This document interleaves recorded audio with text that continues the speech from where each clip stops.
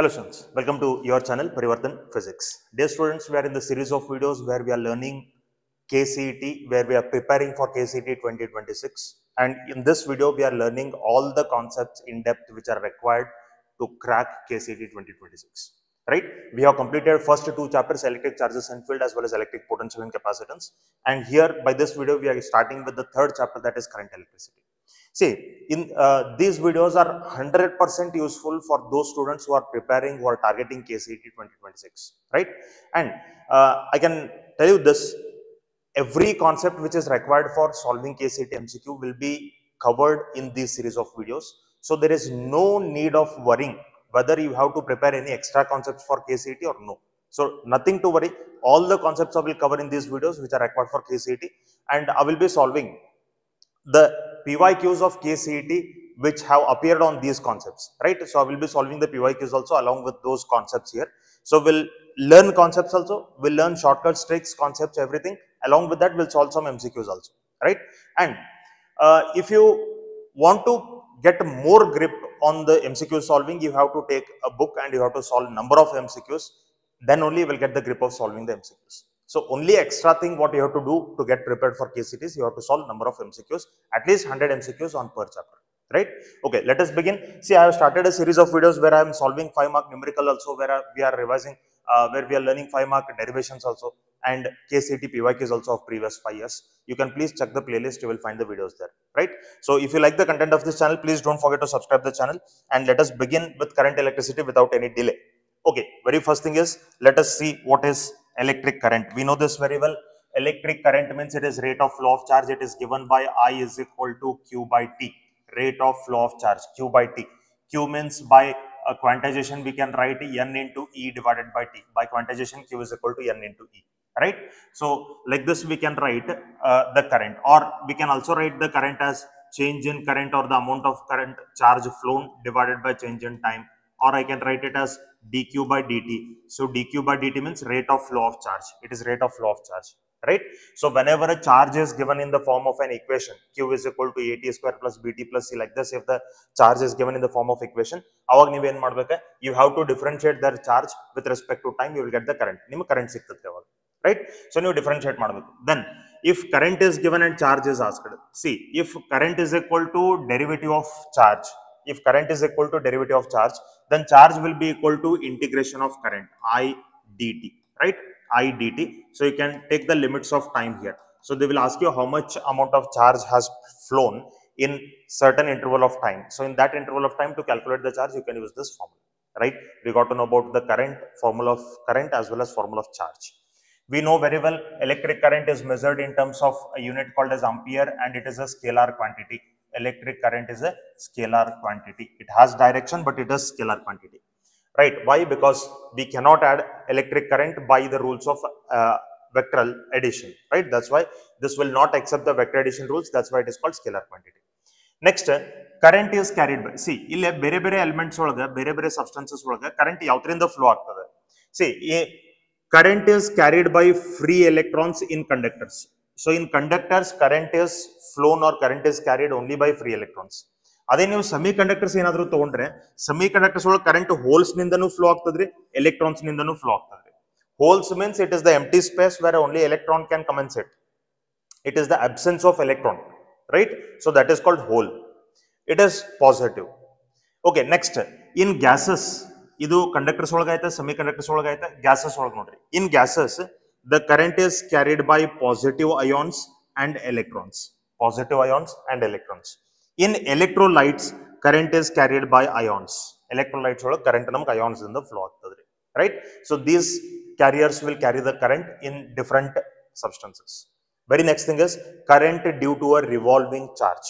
See, if a charge called as Q is revolving in a circle, let me say there is a charge called as Q and it is revolving in a circle whose radius is taken as R. Itra the radius namage R adante ittukori. How much is the current constituted by this charge? Ee charge inda ಎಷ್ಟು current constitute agite, that we have to write. See, we know very well current means it is charge by time. Current means it is charge by time. Here time means I will take it as capital T. What is capital T? Capital T is time period. What is time period? Time period means it is time taken to complete one revolution, one circle, right? That is called time period. Okay, so if I take I is equal to Q by T, We know very well speed of that charge in a circular path is equal to 2 pi r circumference one circle divided by time. Then what I can write as t? T is equal to, I can write it as 2 pi r divided by v. I can write it as 2 pi r divided by v, right? So like this we can write 2 pi r divided by v. See, when you are taking the distance covered by the charge as one circle, 2 pi r, 2 pi r is the circumference of that circle. So ಅದು ನಮಗೆ ಒಂದು circle complete ಮಾಡಿತ್ತಪ್ಪ ಅಂತಂದ್ರೆ ಅದರದ distance travelled ಎಷ್ಟಾಯ್ತು? 2 pi r ಆಯ್ತು. ಒಂದು circle complete ಮಾಡ್ಲಿಕ್ಕೆ ಎಷ್ಟು ಟೈಮ್ ತಗೊಳ್ತದ್ರಿ? ಕ್ಯಾಪಿಟಲ್ ಟಿ ಟೈಮ್ ತಗೊಳ್ತದ್ರಿ. So T is equal to ನಮಗೆ 2 pi r divided by v ಬರ್ತದೆ. ಅದೇ ಫಾರ್ಮುಲಾನ ಇಲ್ಲಿ ಬರೀಬಹುದು. I can write it like this. In place of T, if I substitute this, I will get it as qv divided by 2 pi r. qv divided by 2 pi r. ಇಷ್ಟು ನಮಗೆ current equation ಬರ್ತದೆ, right? Okay, you can express this in terms of frequency also. I is equal to idu q by time period ada, idana ನೀವು 1 by time period andre it is frequency. 1 by time period means it is frequency. Or in terms of angular frequency, you can write it as omega q divided by 2 pi. Omega q divided by 2 pi. You can write it like this, right? Yakandre omega andre enri 2 pi f. So 2 pi cancel agi matte namak q is equal to f anta bartadri. So these are the formulas for current which is constituted by a charge which is revolving in a circular path. Right? So current constituted by a revolving charge. Okay, very next thing, current in discharge tube. See, we know very well in discharge tube, the current is carried by the ions. Both positive and negative charges will be flowing there. Right? So, ille na different cases tagondidini. Let me say, here the charge is plus E and here the charge is minus E. Charges are opposite. Density of positive charges is N1, density of negative charges is N2, and they are flowing in opposite direction. Right? So current constituted here will be equal to, idu correct agi ಲೆಕ್ಕ ಕೊಡ್ರಿ ಯಾವ ತರ ಬರೀಬೇಕಂತ ಹೇಳಿ. See, first number of charges, positive charges ಎಷ್ಟು ಅದಾವ? It is N1 into E, right? It is N1 into E, N1 into E, right? Next, plus number of charges. See, plus ಅನ್ನೋಕ್ಕಿಂತನೂ ಇಲ್ಲಿ ನಮಗೆ direction ಒಳಗೆ ಅಪೋಸಿಟ್ ಅದ, direction ಒಳಗೆ opposite ಅದ. Both the charges are flowing in opposite direction. That's why I will take it minus. I will take it minus because they are opposite in direction. Next, how many number of E2 charges, how many negative charges are there? It is N2 into E, right? This is minus, E is minus, that's why I will take it as minus N2 into E divided by time. So this becomes minus into minus plus E. If I take common, if I take E common, it will become N1 plus N2 into E divided by T. This much will be the current in this case. So while writing the current, you have to consider the direction, you have to consider the sign of the charges, right? Okay, in the second case, here positive charge is there, N1 number of electrons, negative charge is there, N2 number of electrons. They are flowing in same direction. So here the current will be N1 into E plus N2 into E, right? Idu namagu minus bartadri. Middle ದಾಗ ನಾವು ಇಲ್ಲಿ plus ಯಾಕೆ ತಗೊಂಡ್ವಿ? Here we have taken plus because they both are in same direction. ಇಲ್ಲಿ ನಾವು minus ಯಾಕೆ ತಗೊಂಡ್ವಿ? Because they are in opposite direction. Correct? And why we are taking minus inside the bracket? Because this is negative charge. Okay. So divided by time. Okay. This is equal to N1 into E, or if you take E common, I will get it as N1 minus N2 into E divided by T. Like this we can write it. So this much will be the charge. In this case, let me say both the charges are like charges. ಎರಡು same charge ಅದಾವ ಅಂತ ಇಟ್ಕೊಡಿ, ಎರಡು ನಮಗೂ positive ಅದಾವ ಅಂತ ಇಟ್ಕೊಡ್ರಿ. So ಈ case ಒಳಗೆ ನಾವು current ಬರೀಬೇಕಾದ್ರೆ it is N1 into E. Middle I will take a negative sign because they are opposite in direction. Since they are opposite in direction, I will take it as N2 into E divided by T. So this becomes N1 minus N2 into E divided by T. This much will be the current. If the similar charges are moving in the same direction, if the similar charges are moving in the same direction, then current I is equal to, it will be N1 into E plus N2 into E divided by T. Why we are taking plus? Because they are in same direction and both are positive charges. That's why I will get it as N1 plus N2 into E divided by T. So this is how we have to write the equations of current. Hope you understood this. We have to consider the direction as well as the polarity of the charges. Okay, we'll move on to the next concept. Okay, very next thing is current density. See, what is the formula of current density? Current density means it is current flowing per unit area, I divided by A. If the current and the area vector, see, if this is the cross-sectional area and area vector is like this, and current is flowing in this direction, at that time this is correct. If the area is like this, if the area is like this and the current is flowing like this, and the direction is angle between them is theta, then current density is given by I divided by A cos theta. I divided by A cos theta. Right? When A and I mean when the current is not flowing exactly perpendicular to the surface area. Here the current is flowing exactly perpendicular to the cross-sectional area. Here the cross-sectional area is like this, current is flowing like this. It is not perpendicular. That's why you have to take it like this. Okay, here I can write current density like this also. I means it is Q by T, so I can write it as Q divided by T into A. Like this also I can write. This is current density, right? So these many formulas we have for current density. See, current density is a vector quantity. Current density is a vector quantity. We know the vector form of current density, vector form of Ohm's law, which is given by vector J is equal to sigma into vector E. Right? This is vector form of Ohm's law, where we are using current density, electric field is there, and conductivity is there. This is conductivity. Like this also we can write it. Okay, so we got to know about current density, and current density is a vector quantity. There's many things we got to know about current density. What next? ಆಮೇಲೆ ನೋಡ್ರಿ ಇನ್ನೊಂದು ನೆನ್ಪಿಟ್ಕೊಡ್ರಿ. ಈಗ for example ನಮಗೊಂದು cross section ಒಂದು ಯಾವುದೋ conductor ಇದೆ, and that conductor is like this, which is having different cross sectional areas, like this, right? So this is the conductor which is having different cross sectional areas. Here area is A1, here area is A2, and here area is A3. See, when a conductor is having different cross sectional areas, conductor is not having uniform or same cross sectional area. If the cross sectional area is different, current in every cross sectional area will be same. Current in every cross sectional area will be same. Here also it is I, here also it is I, here also it is I. Current will not change. By changing the cross sectional area, current will not change. It will be same. What changes? Velocity of the charges changes. Here the speed will be V1, here the speed will be V2, and here the speed will be V3. So where cross sectional area is less, there the speed will be more.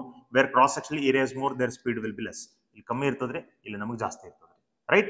So area is like this. A1 is greater than A2, A2 is greater than A3. And what about speed of the electrons? V1 is less than V2 and V2 is less than V3. Correct? So more velocity or the speed will be where the area is less. What about current? Current will be same in all the cross sectional areas. I1 is equal to I2 is equal to I3 is equal to I. Everywhere the current will be same. So by change in cross sectional area, current will not change. You have to remember this. Okay, very next thing, free electron density. See, I have a formula to calculate free electron density. So free electron density is given by n is equal to ಇದೊಂದು shortcut formula ಇದೆ ರೀ. ಕೆಲವೊಂದು questions ದಾಗ ನಿಮಗೆ use ಆಗ್ತದೆ. ಎಲ್ಲಿ ಅಂತ ಹೇಳ್ತೀನಿ, ಅದರದೊಂದು ಕ್ವೆಶ್ಚನ್ ಕೂಡ ನಾವು ನೋಡೋಣ ಅಂತ. ಓಕೆ, ಫ್ರೀ ಎಲೆಕ್ಟ್ರಾನ್ ಡೆನ್ಸಿಟಿ ನಾವು ಬರ್ಕೊಂಡಿದೀವಿ ಇಲ್ಲಿ. The formula is NaXD divided by E. Right? So ಈ ಫಾರ್ಮುಲಾ ಇದ್ರೊಳಗೆ ನಮಗೆ Na ಅಂತಂದ್ರೆ it is Avogadro number. Na means it is Avogadro number. We know very well it is 6.023 into 10 to the power 23. Right? This much is the Avogadro number. And what is X? X is number of electrons per atom. Number of electrons per atom. Right? X. What is D? D is the density of the metal. Density of the material ಅಥವಾ density of the metal ಅಂತ ಕರಿಬಹುದು. Right? D. And what is A? A is atomic weight. A is atomic weight. They will give this in question. Question ಒಳಗೆ ಇದನ್ನ ನಿಮಗೆ ಕೊಟ್ಟಿರ್ತಾರೆ, atomic weight. Right? These many things are there. When this formula is useful, ಈ formula ಯಾವಾಗ useful ಅದ? See, ಈಗ ನಿಮಗೆ CET ಒಳಗೆ ಕೆಲವೊಂದು ಕ್ವೆಶ್ಚನ್ಸ್ ಬಂದಾವ್ರಿ. ಈ ತರದ ಕ್ವೆಶ್ಚನ್ಸ್ ಬರ್ತಾವ. If there is a copper given, the mass number, the atomic weight of the copper will be given, density will be given, and they will tell that from each atom one electron is given out. From each atom one electron is given. Then how much will be the current, or how much will be the drift velocity or something they will ask you. Right? ಅವಾಗ ನಿಮಗೆ ಈ ಎಲ್ಲ values ಅನ್ನು calculate ಮಾಡಬೇಕಾದ್ರೆ free electron density ಬೇಕು. I is equal to NeAVD. So free electron density ಬೇಕು. ಆ free electron density calculate ಮಾಡ್ಲಿಕ್ಕೆ, in case free electron density directly ಕೊಟ್ಟಿರಲಿಲ್ಲ ಅಂತಂದ್ರೆ ಈ ತರ ಕೊಟ್ಟಿರ್ತಾರೆ, ಅವಾಗ ನೀವು ಫ್ರೀ ಎಲೆಕ್ಟ್ರಾನ್ ಡೆನ್ಸಿಟಿ ಕ್ಯಾಲ್ಕುಲೇಟ್ ಮಾಡ್ಲಿಕ್ಕೆ ಈ ಫಾರ್ಮುಲಾ ಯೂಸ್ ಮಾಡಬಹುದು. ರೈಟ್? ಕೆಲವೊಂದು ಕ್ವೆಶ್ಚನ್ಸ್ ದಾಗ ಡೈರೆಕ್ಟ್ಲಿ ಫ್ರೀ ಎಲೆಕ್ಟ್ರಾನ್ ಡೆನ್ಸಿಟಿ ಕೊಡ್ತಾರೆ ನಿಮಗೆ. Small n value is directly given. If they are not given, then you have to use this. Okay? Well, so to calculate free electron density, we have to use this formula. Okay, very next thing is drift velocity. What is drift velocity? Drift velocity, we know the formula, we have derived it in theory. It is EV into tau divided by EML. Right? So where E is charge of electron, V is potential difference, tau is relaxation time, M is mass, L is length of the conductor. The same thing we can write in terms of electric field like this, E into E, tau divided by M, because V by L, potential difference divided by distance is nothing but electric field. E is equal to dV by dx. That's why V by X or V by L means it is taken as electric field. And by the formula, I is equal to NEAVD. I is equal to NEAVD. By this formula, you can take drift velocity is equal to I divided by NEA. This one you can take. Right? This is the formula of drift velocity. Here I can write, see, current by area. What is I by A? I by A is current density. So I can write current density divided by N into E. Right? Next, what is J? J means by vector form of Ohm's law, we know it is sigma into E. So I can write it as sigma into E divided by N into E. Again, you can substitute potential here. E means it is V divided by L. So sigma into V divided by N, E into L. Like this we can write.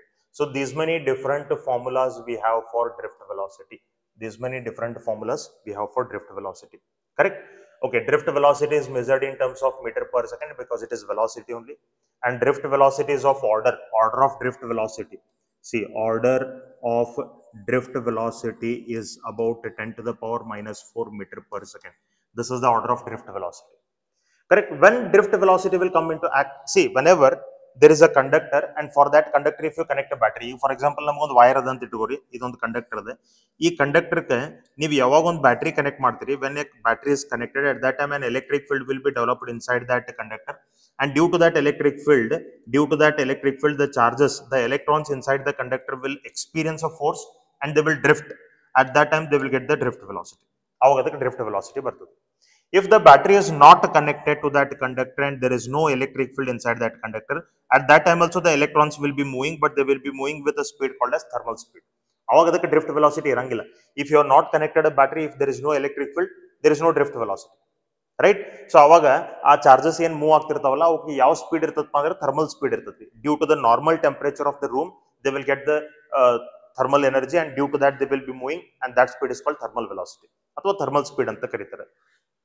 Thermal speed will be of order 10 raised to 5 to 10 raised to 6 meter per second. Istu namaga thermal speed the order irtadri, right? This is thermal speed. Next, mobility. What is mobility? Mobility means we know very well. Mobility means it is drift velocity per unit electric field. This is called mobility. Okay, next, illೊಂದು note point ada correct agi ನೆನಪಿಟ್ಕೊಳ್ಳ್ರಿ. A current carrying conductor do not produce electric field as it is neutral, but it has an electric field inside it. ಅಂದ್ರೆ ಈಗ suppose ನಮಗೆ ಇದೊಂದು wire ಅದ, ಈ wire ಒಳಗೆ ನಮಗೆ current flow ಆಗತ್ತದ ಅಂತ ಇಟ್ಕೊರಿ. If the current is flowing inside that conductor, there will be an electric field present. ಅದರ ಒಳಗಡೆ electric field present ಇರ್ತದೆ, but it will not produce electric field in its surrounding. ಅದರ surrounding ಒಳಗೆ electric field ಅನ್ನು produce ಮಾಡಂಗಿಲ್ಲ. ಅದು ಏನು produce ಮಾಡ್ತದಪ್ಪ ಅಂದ್ರೆ it will produce magnetic field. ಆ ಕರೆಂಟ್ ಕ್ಯಾರಿಂಗ್ ವೈರ್ ಅದರ ಸರೌಂಡಿಂಗ್ ಒಳಗೆ ಮ್ಯಾಗ್ನೆಟಿಕ್ ಫೀಲ್ಡ್ ಪ್ರೊಡ್ಯೂಸ್ ಮಾಡ್ತಿದ್ರೆ ಎಲೆಕ್ಟ್ರಿಕ್ ಫೀಲ್ಡ್ ಪ್ರೊಡ್ಯೂಸ್ ಮಾಡಂಗಿಲ್ಲ. And this current carrying conductor ಅದ್ರೊಳಗೆ ಕರೆಂಟ್ ಫ್ಲೋ ಆಗ್ಲಿಕ್ಕತ್ತಿದ್ರು ಕೂಡ ಅದು ನಮಗೆ ಚಾರ್ಜ್ ಆಗಿರಂಗಿಲ್ಲ. It will be neutral. ಆ ಕರೆಂಟ್ ಕ್ಯಾರಿಂಗ್ ಕಂಡಕ್ಟರ್ ನ್ಯೂಟ್ರಲ್ ಇರ್ತದೆ, ಅದು ಚಾರ್ಜ್ ಆಗಂಗಿಲ್ಲ. Because how many charges will enter in one cross sectional area, same charges will come out from another cross sectional area. That's why it is not charged, it is neutral. Okay, well, we'll move on to the next concept now. Sorry, there are some PYQs on these concepts. ಇಲ್ಲಿವರೆಗೂ ಏನು concepts ಕಲ್ತ್ವಿ ಅದ್ರ ಮೇಲೆ ಕೆಲವೊಂದಿಷ್ಟು PYQs ಅದಾವ. ಇವೆಲ್ಲ KCET ಒಳಗೆ ಬಿದ್ದಂತ questions ಅದಾವ್ರಿ. So let us solve this. See, this is from 2025 KCET 2025, that is from KCET 2024. Okay, see, let us see the question. Given a current carrying wire of non-uniform cross section, which of the following is constant throughout the length of the wire? Okay, ಈಗ ಒಂದು current carrying wire of non uniform cross sectional area ಅಂತ ಹೇಳಿದ್ದಾರೆ.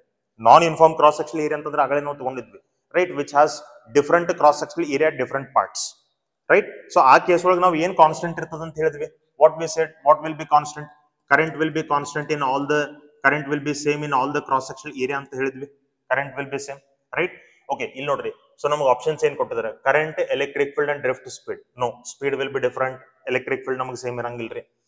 Drift speed, no, it will change. Current and drift speed, no, only current will be same, right? So only current will be same. So option D is correct. Okay, let us move on to the next question. The electric current flowing through a given conductor varies with the time as shown in the graph below. Okay, ಇಲ್ಲಿ ನಮಗೆ current given ಅದ, ಇಲ್ಲಿ ನಮಗೆ time given ಅದ. Current versus time ನಮಗೆ graph ಅದ. The number of free electrons which flows through a cross sectional area of the conductor in the time interval 0 to 20 seconds. So 0 to 20 seconds ಅಂದ್ರೆ ಇದು 0 ಅದ, ಇದು ನಮಗೆ 20 seconds ಅದ. So ಎಷ್ಟು ಟೈಮ್ ಇಂಟರ್ವಲ್ ಒಳಗೆ ಎಷ್ಟು ಚಾರ್ಜ್ ಫ್ಲೋ ಆಗೈತೆ ಅದನ್ನ ಕ್ಯಾಲ್ಕುಲೇಟ್ ಮಾಡ್ರಿ ಅಂತ ಕೇಳ್ತಾರೆ. They are asking us the charge. See what does the area under I T graph gives? ಇದು ಐ ಅದ, ಇದು ಟಿ ಅದ. ಸೊ ಯಾವುದೋ ಒಂದು ಗ್ರಾಫ್ ಅದ ಏರಿಯಾ ಏನ್ ಕೊಡ್ತದ ಅಂತ ತಿಳ್ಕೊಬೇಕಾದ್ರೆ ಸಿಂಪಲ್ ಅದ ರೀ. ಇಲ್ಲಿ ನಾ ಕರೆಂಟ್ ತಗೊಂತೀನಿ, ಇಲ್ಲಿ ನಾ time ತಗೊಂತೀನಿ.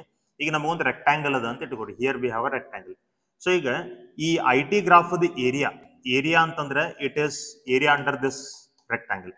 Area of rectangle andre enri length into breadth. What is length? It is time. What is breadth? It is current. So current into time antandre what is that? It is charge. So area under IT graph will give you charge, right?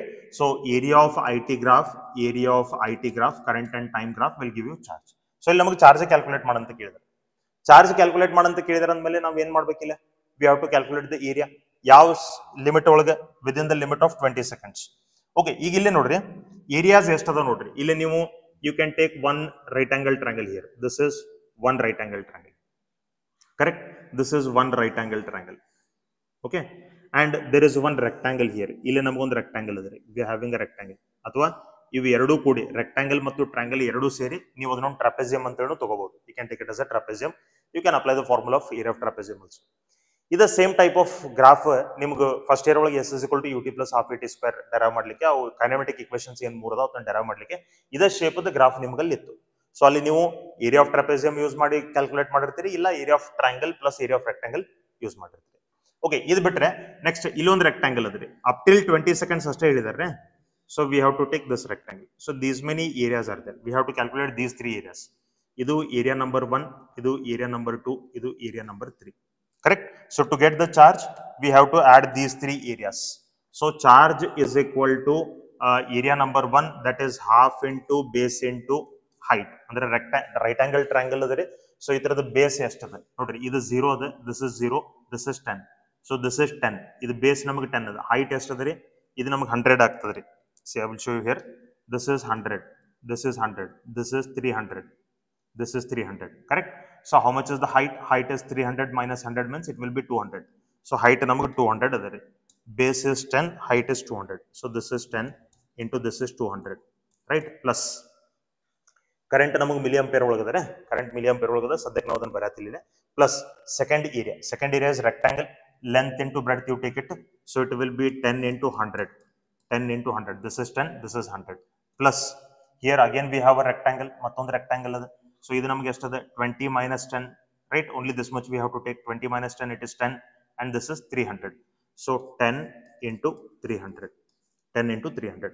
So here what happens? This is 2 ones, this is 2 hundreds. So 10 into 100 will be 10 raised to 3.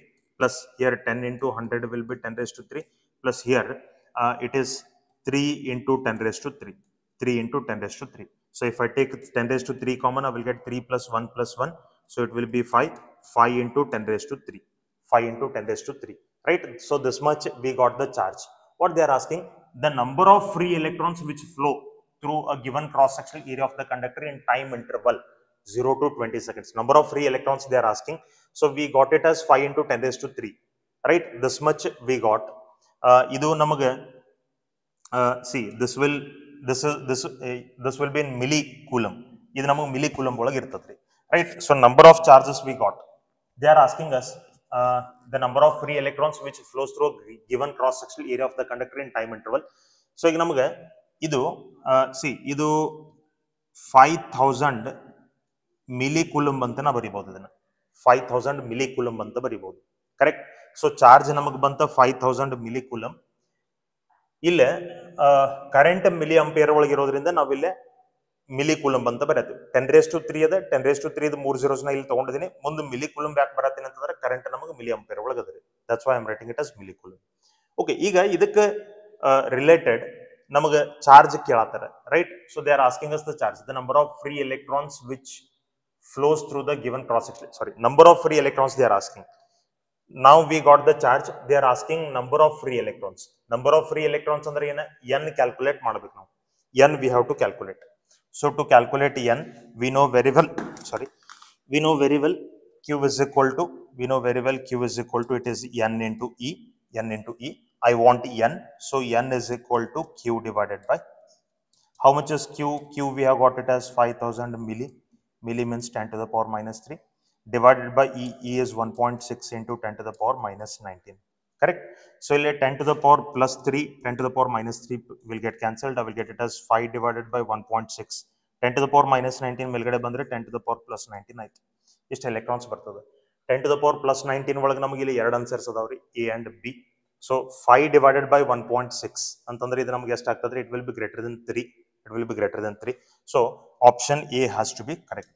Option A has to be correct. Okay, we'll move on to the next question. Let me check whether this question is clearly visible or no. It is a little bit dimmer. Okay, so it is clearly visible.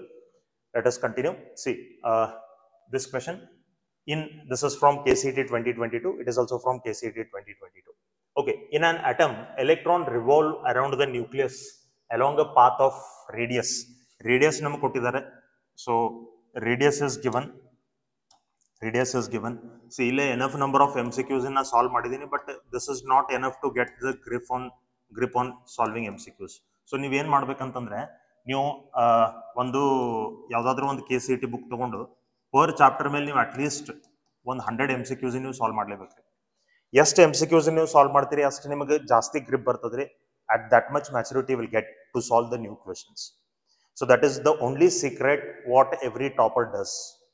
You have to solve and you have to keep revising the chapters. Okay, well, this question notary.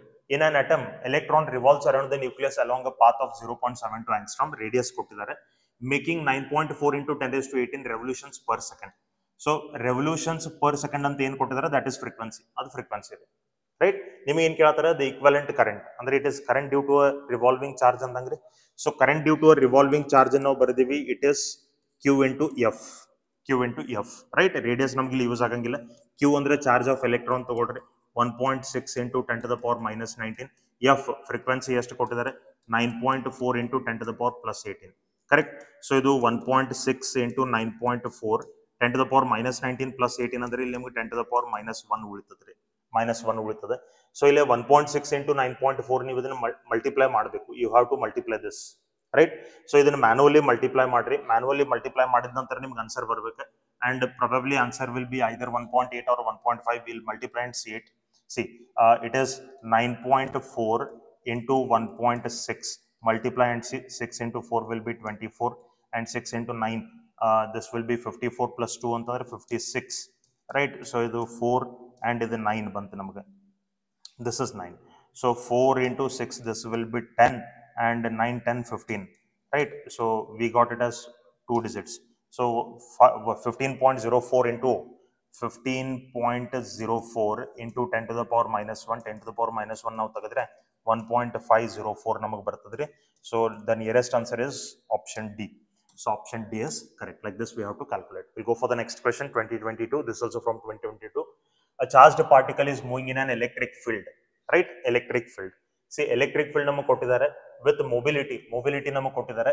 Its drift velocity ನಮಗೆ ಕೇಳ್ತಾರೆ. So direct drift velocity ಮೇಲೆ question ಅದ.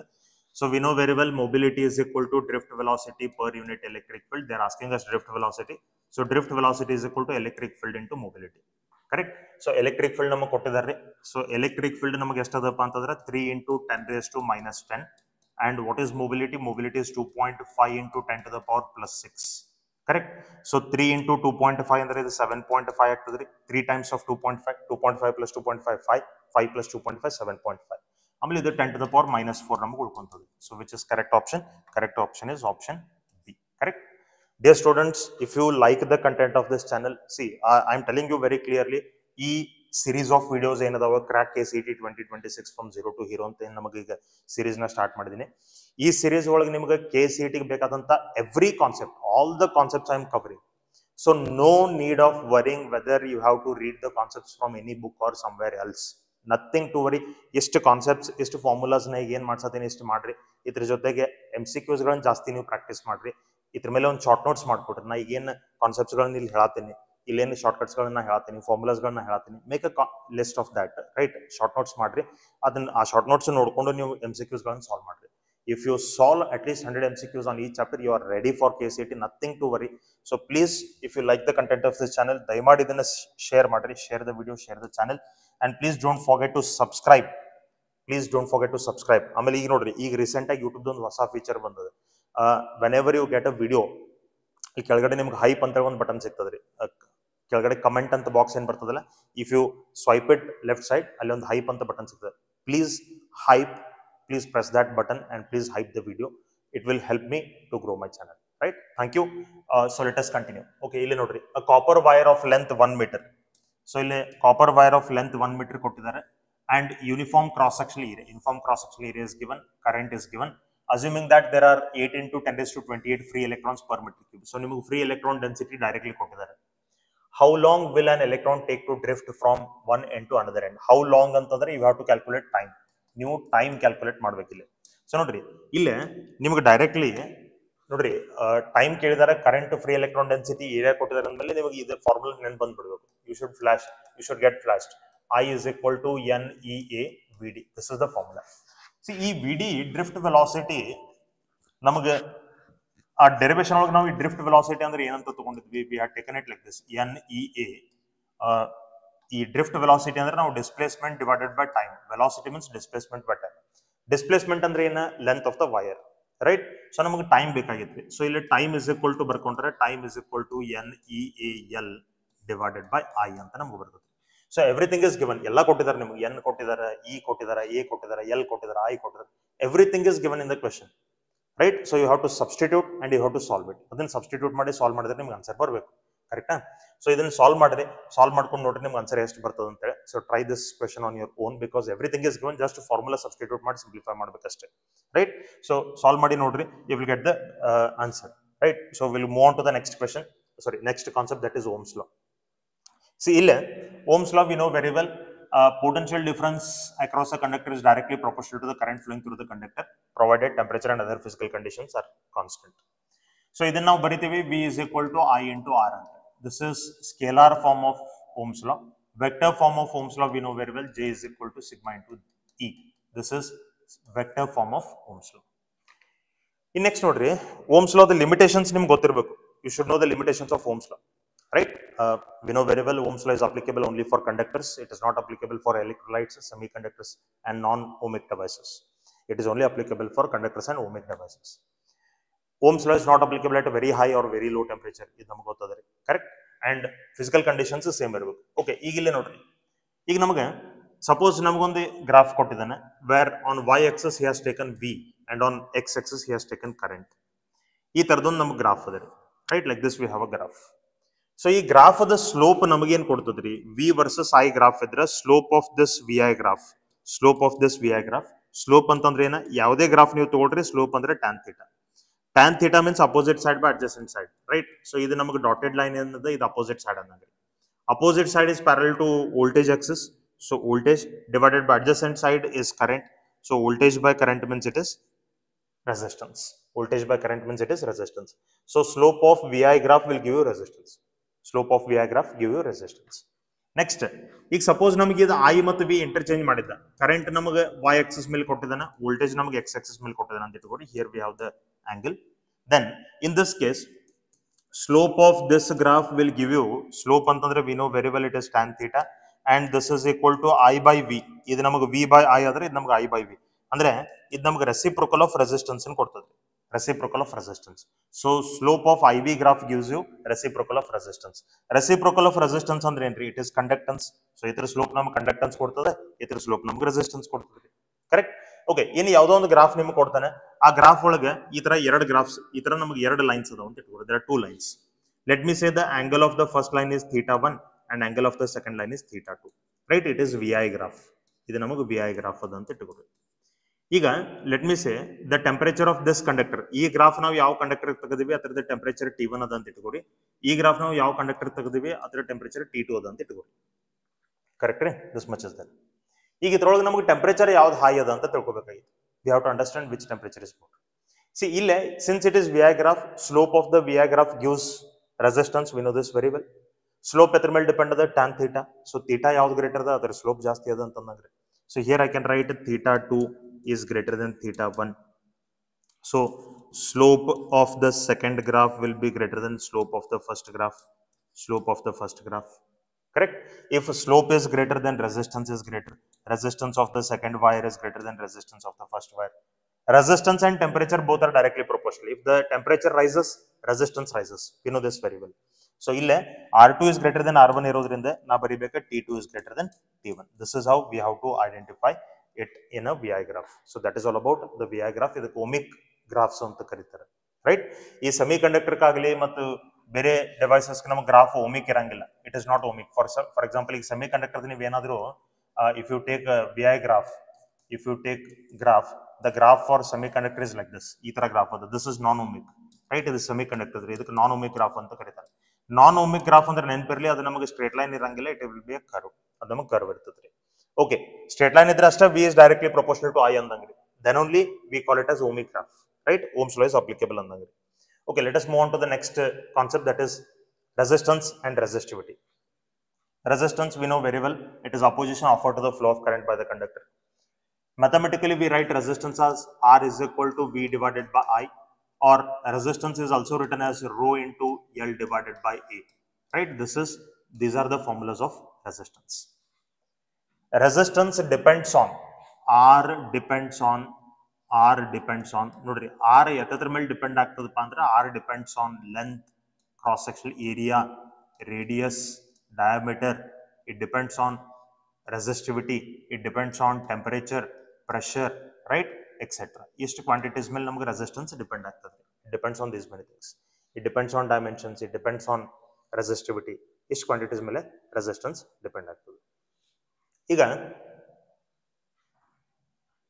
R we got to know it depends on these many quantities, right? ಇನ್ನು ಈ R ಅನ್ನೋದು ನೋಡ್ರಿ ಯಾವಾಗ ಎದ್ರ ಮೇಲೆ ಡಿಪೆಂಡ್ ಆಗ್ತದೆ. C R is said to be, ಈಗ ಈ ಫಾರ್ಮುಲಾ ನೋಡ್ಕೊಂಡ್ರೆ ನಿಮಗೆ R is directly proportional to length ಅಂತ ಗೊತ್ತಾಗ್ತದೆ. ಬಟ್ ಕಂಡೀಷನ್ ಏನು? Resistivity and area must be same. ಇವು ಚೇಂಜ್ ಆಗಬಾರ್ದು. ಇವು ಎರಡೂ ಸೇಮ್ ಇದ್ದಾಗ ಮಾತ್ರ resistance is directly proportional to length. It is correct. ಈಗ ಫಾರ್ ಎಕ್ಸಾಂಪಲ್ ಒಂದು ವೈರ್ ಅದ ರೀ, ಈಗ ಒಂದು ವೈರ್ ಅದ, ಈ wire cross sectional area A ಅದ, it is made up of copper ಅಂತ ಇಟ್ಕೊಂಡು, ಇದ್ರದ್ದು ಲೆಂತ್ ನಮಗೆ ಎಲ್ ಅಂತದ. ಈಗ ಇದಕ್ಕೆ ನಾ ಮತ್ತೊಂದು ವೈರ್ ತಂದು ಕೂಡಿಸ್ತೀನಿ, ಸೇಮ್ ಲೆಂತ್ ಅದ್ರಿ, ಸೇಮ್ ಲೆಂತ್ ಅದ, same material, same cross sectional area. ಈಗ ಏನಾಯ್ತು? ಏರಿಯಾ ಸೇಮ್ ಉಳ್ದತ್ರಿ, ಏರಿಯಾ ಹೆಚ್ಚು ಆಗಿಲ್ಲ ಕಮ್ಮಿನೂ ಆಗಿಲ್ಲ, ಮಟೀರಿಯಲ್ ಸೇಮ್ ಅದ ರೀ, ಲೆಂತ್ ಡಬಲ್ ಆಯ್ತು. ಸೊ ಈ ಕೇಸ್ ಒಳಗೆ ನಂಗೆ ರೆಸಿಸ್ಟೆನ್ಸ್ ಏನಾಗ್ತದಪ್ಪ ಅಂದ್ರೆ 2 times ಆಫ್ ರೆಸಿಸ್ಟೆನ್ಸ್ ಆಗ್ತದೆ. It will increase, it will become twice. Length ನೀವು ಡಬಲ್ ಮಾಡಿದ್ರಿ, ಸೊ ರೆಸಿಸ್ಟೆನ್ಸ್ ಡಬಲ್ ಆಯ್ತು. ಬಟ್ ಕಂಡೀಷನ್ ಏನೇ? ಏರಿಯಾ ಮತ್ತು ಮಟೀರಿಯಲ್ ಸೇಮ್ ಇರಬೇಕು. ಈಗ ಇದ ವೈರ್ ತಗೊಂಡು ನೀವು ಏನಾದರೂ ಸ್ಟ್ರೆಚ್ ಮಾಡ್ರಿ ಅಂತಂದ್ರೆ, ಈಗ ಇದು ಕಾಪರ್ ವೈರ್ ಅದ ರೀ, ರೈಟ್, ಎಲ್ ಲೆಂತ್ ಇರುವಂಥದ್ದು. ಇದನ್ನ ನೀವು ಸ್ಟ್ರೆಚ್ ಮಾಡ್ರಿ ಅಂತಂದ್ರೆ, ಇದನ್ನ ನೀವು ಜಾಸ್ತಿ ಮಾಡಿದ್ರಿ, ಲೆಂತ್ ನೀವು 2L ಮಾಡ್ಕೊಳ್ಳಿಕ್ಕೆ ಅದನ್ನ ಸ್ಟ್ರೆಚ್ ಮಾಡ್ರಿ, ರೈಟ್. ಬೇರೆ ವೈರ್ ತಂದು ನೀವು ಕನೆಕ್ಟ್ ಮಾಡಿಲ್ಲ, ಅದನ್ನ ನೀವು ಸ್ಟ್ರೆಚ್ ಮಾಡಿದ್ರಿ. ಸ್ಟ್ರೆಚ್ ಮಾಡಿದಾಗ ಮಟೀರಿಯಲ್ ಅಂತೂ ಕಾಪರ್ ಇರ್ತದ್ರಿ, ಏನ್ ಬದಲಾಗಂಗಿಲ್ಲ. ಬಟ್ ಏರಿಯಾ ರೆಡ್ಯೂಸ್ ಆಗ್ತದೆ, area will get reduced. Area ಕಮ್ಮಿ ಆಗ್ತದೆ, ಲೆಂತ್ ಹೆಚ್ಚಾಗ್ತದೆ ಬಟ್ ಏರಿಯಾ ಕಮ್ಮಿ ಆಗ್ತದ್ರಿ. ಈ ಕೇಸ್ ಒಳಗೆ ನೀವು ಲೆಂತ್ ಡಬಲ್ ಮಾಡೋದ್ರಿಂದ ರೆಸಿಸ್ಟೆನ್ಸ್ ಡಬಲ್ ಆಗ್ತದೆ ಅನ್ನೋದು ತಪ್ಪು. ಯಾಕಂದ್ರೆ ಇಲ್ಲಿ ಲೆಂತ್ ಡಬಲ್ ಆಗೈತೆ ಬಟ್ ಏರಿಯಾ ರೆಡ್ಯೂಸ್ ಆಗೈತ್ರಿ, ಏರಿಯಾ ರೆಡ್ಯೂಸ್ ಆಗೈತೆ. So in this case you cannot say R is directly proportional to L, right? So remember, R is directly proportional to L only when rho and A are same. Now what about this rho? Resistivity. Resistivity ಅನ್ನೋದು material ಮೇಲೆ depend ಅದ ರೀ. Resistivity is dependent on material, right? So ಇಲ್ಲೇ ನೋಡ್ರಿ, ಈ case ಒಳಗೆ resistance is directly proportional to L is correct. ಈ case ಒಳಗೆ resistance is not directly proportional to L. Resistance is not directly proportional to L. Stretching case ಒಳಗೆ.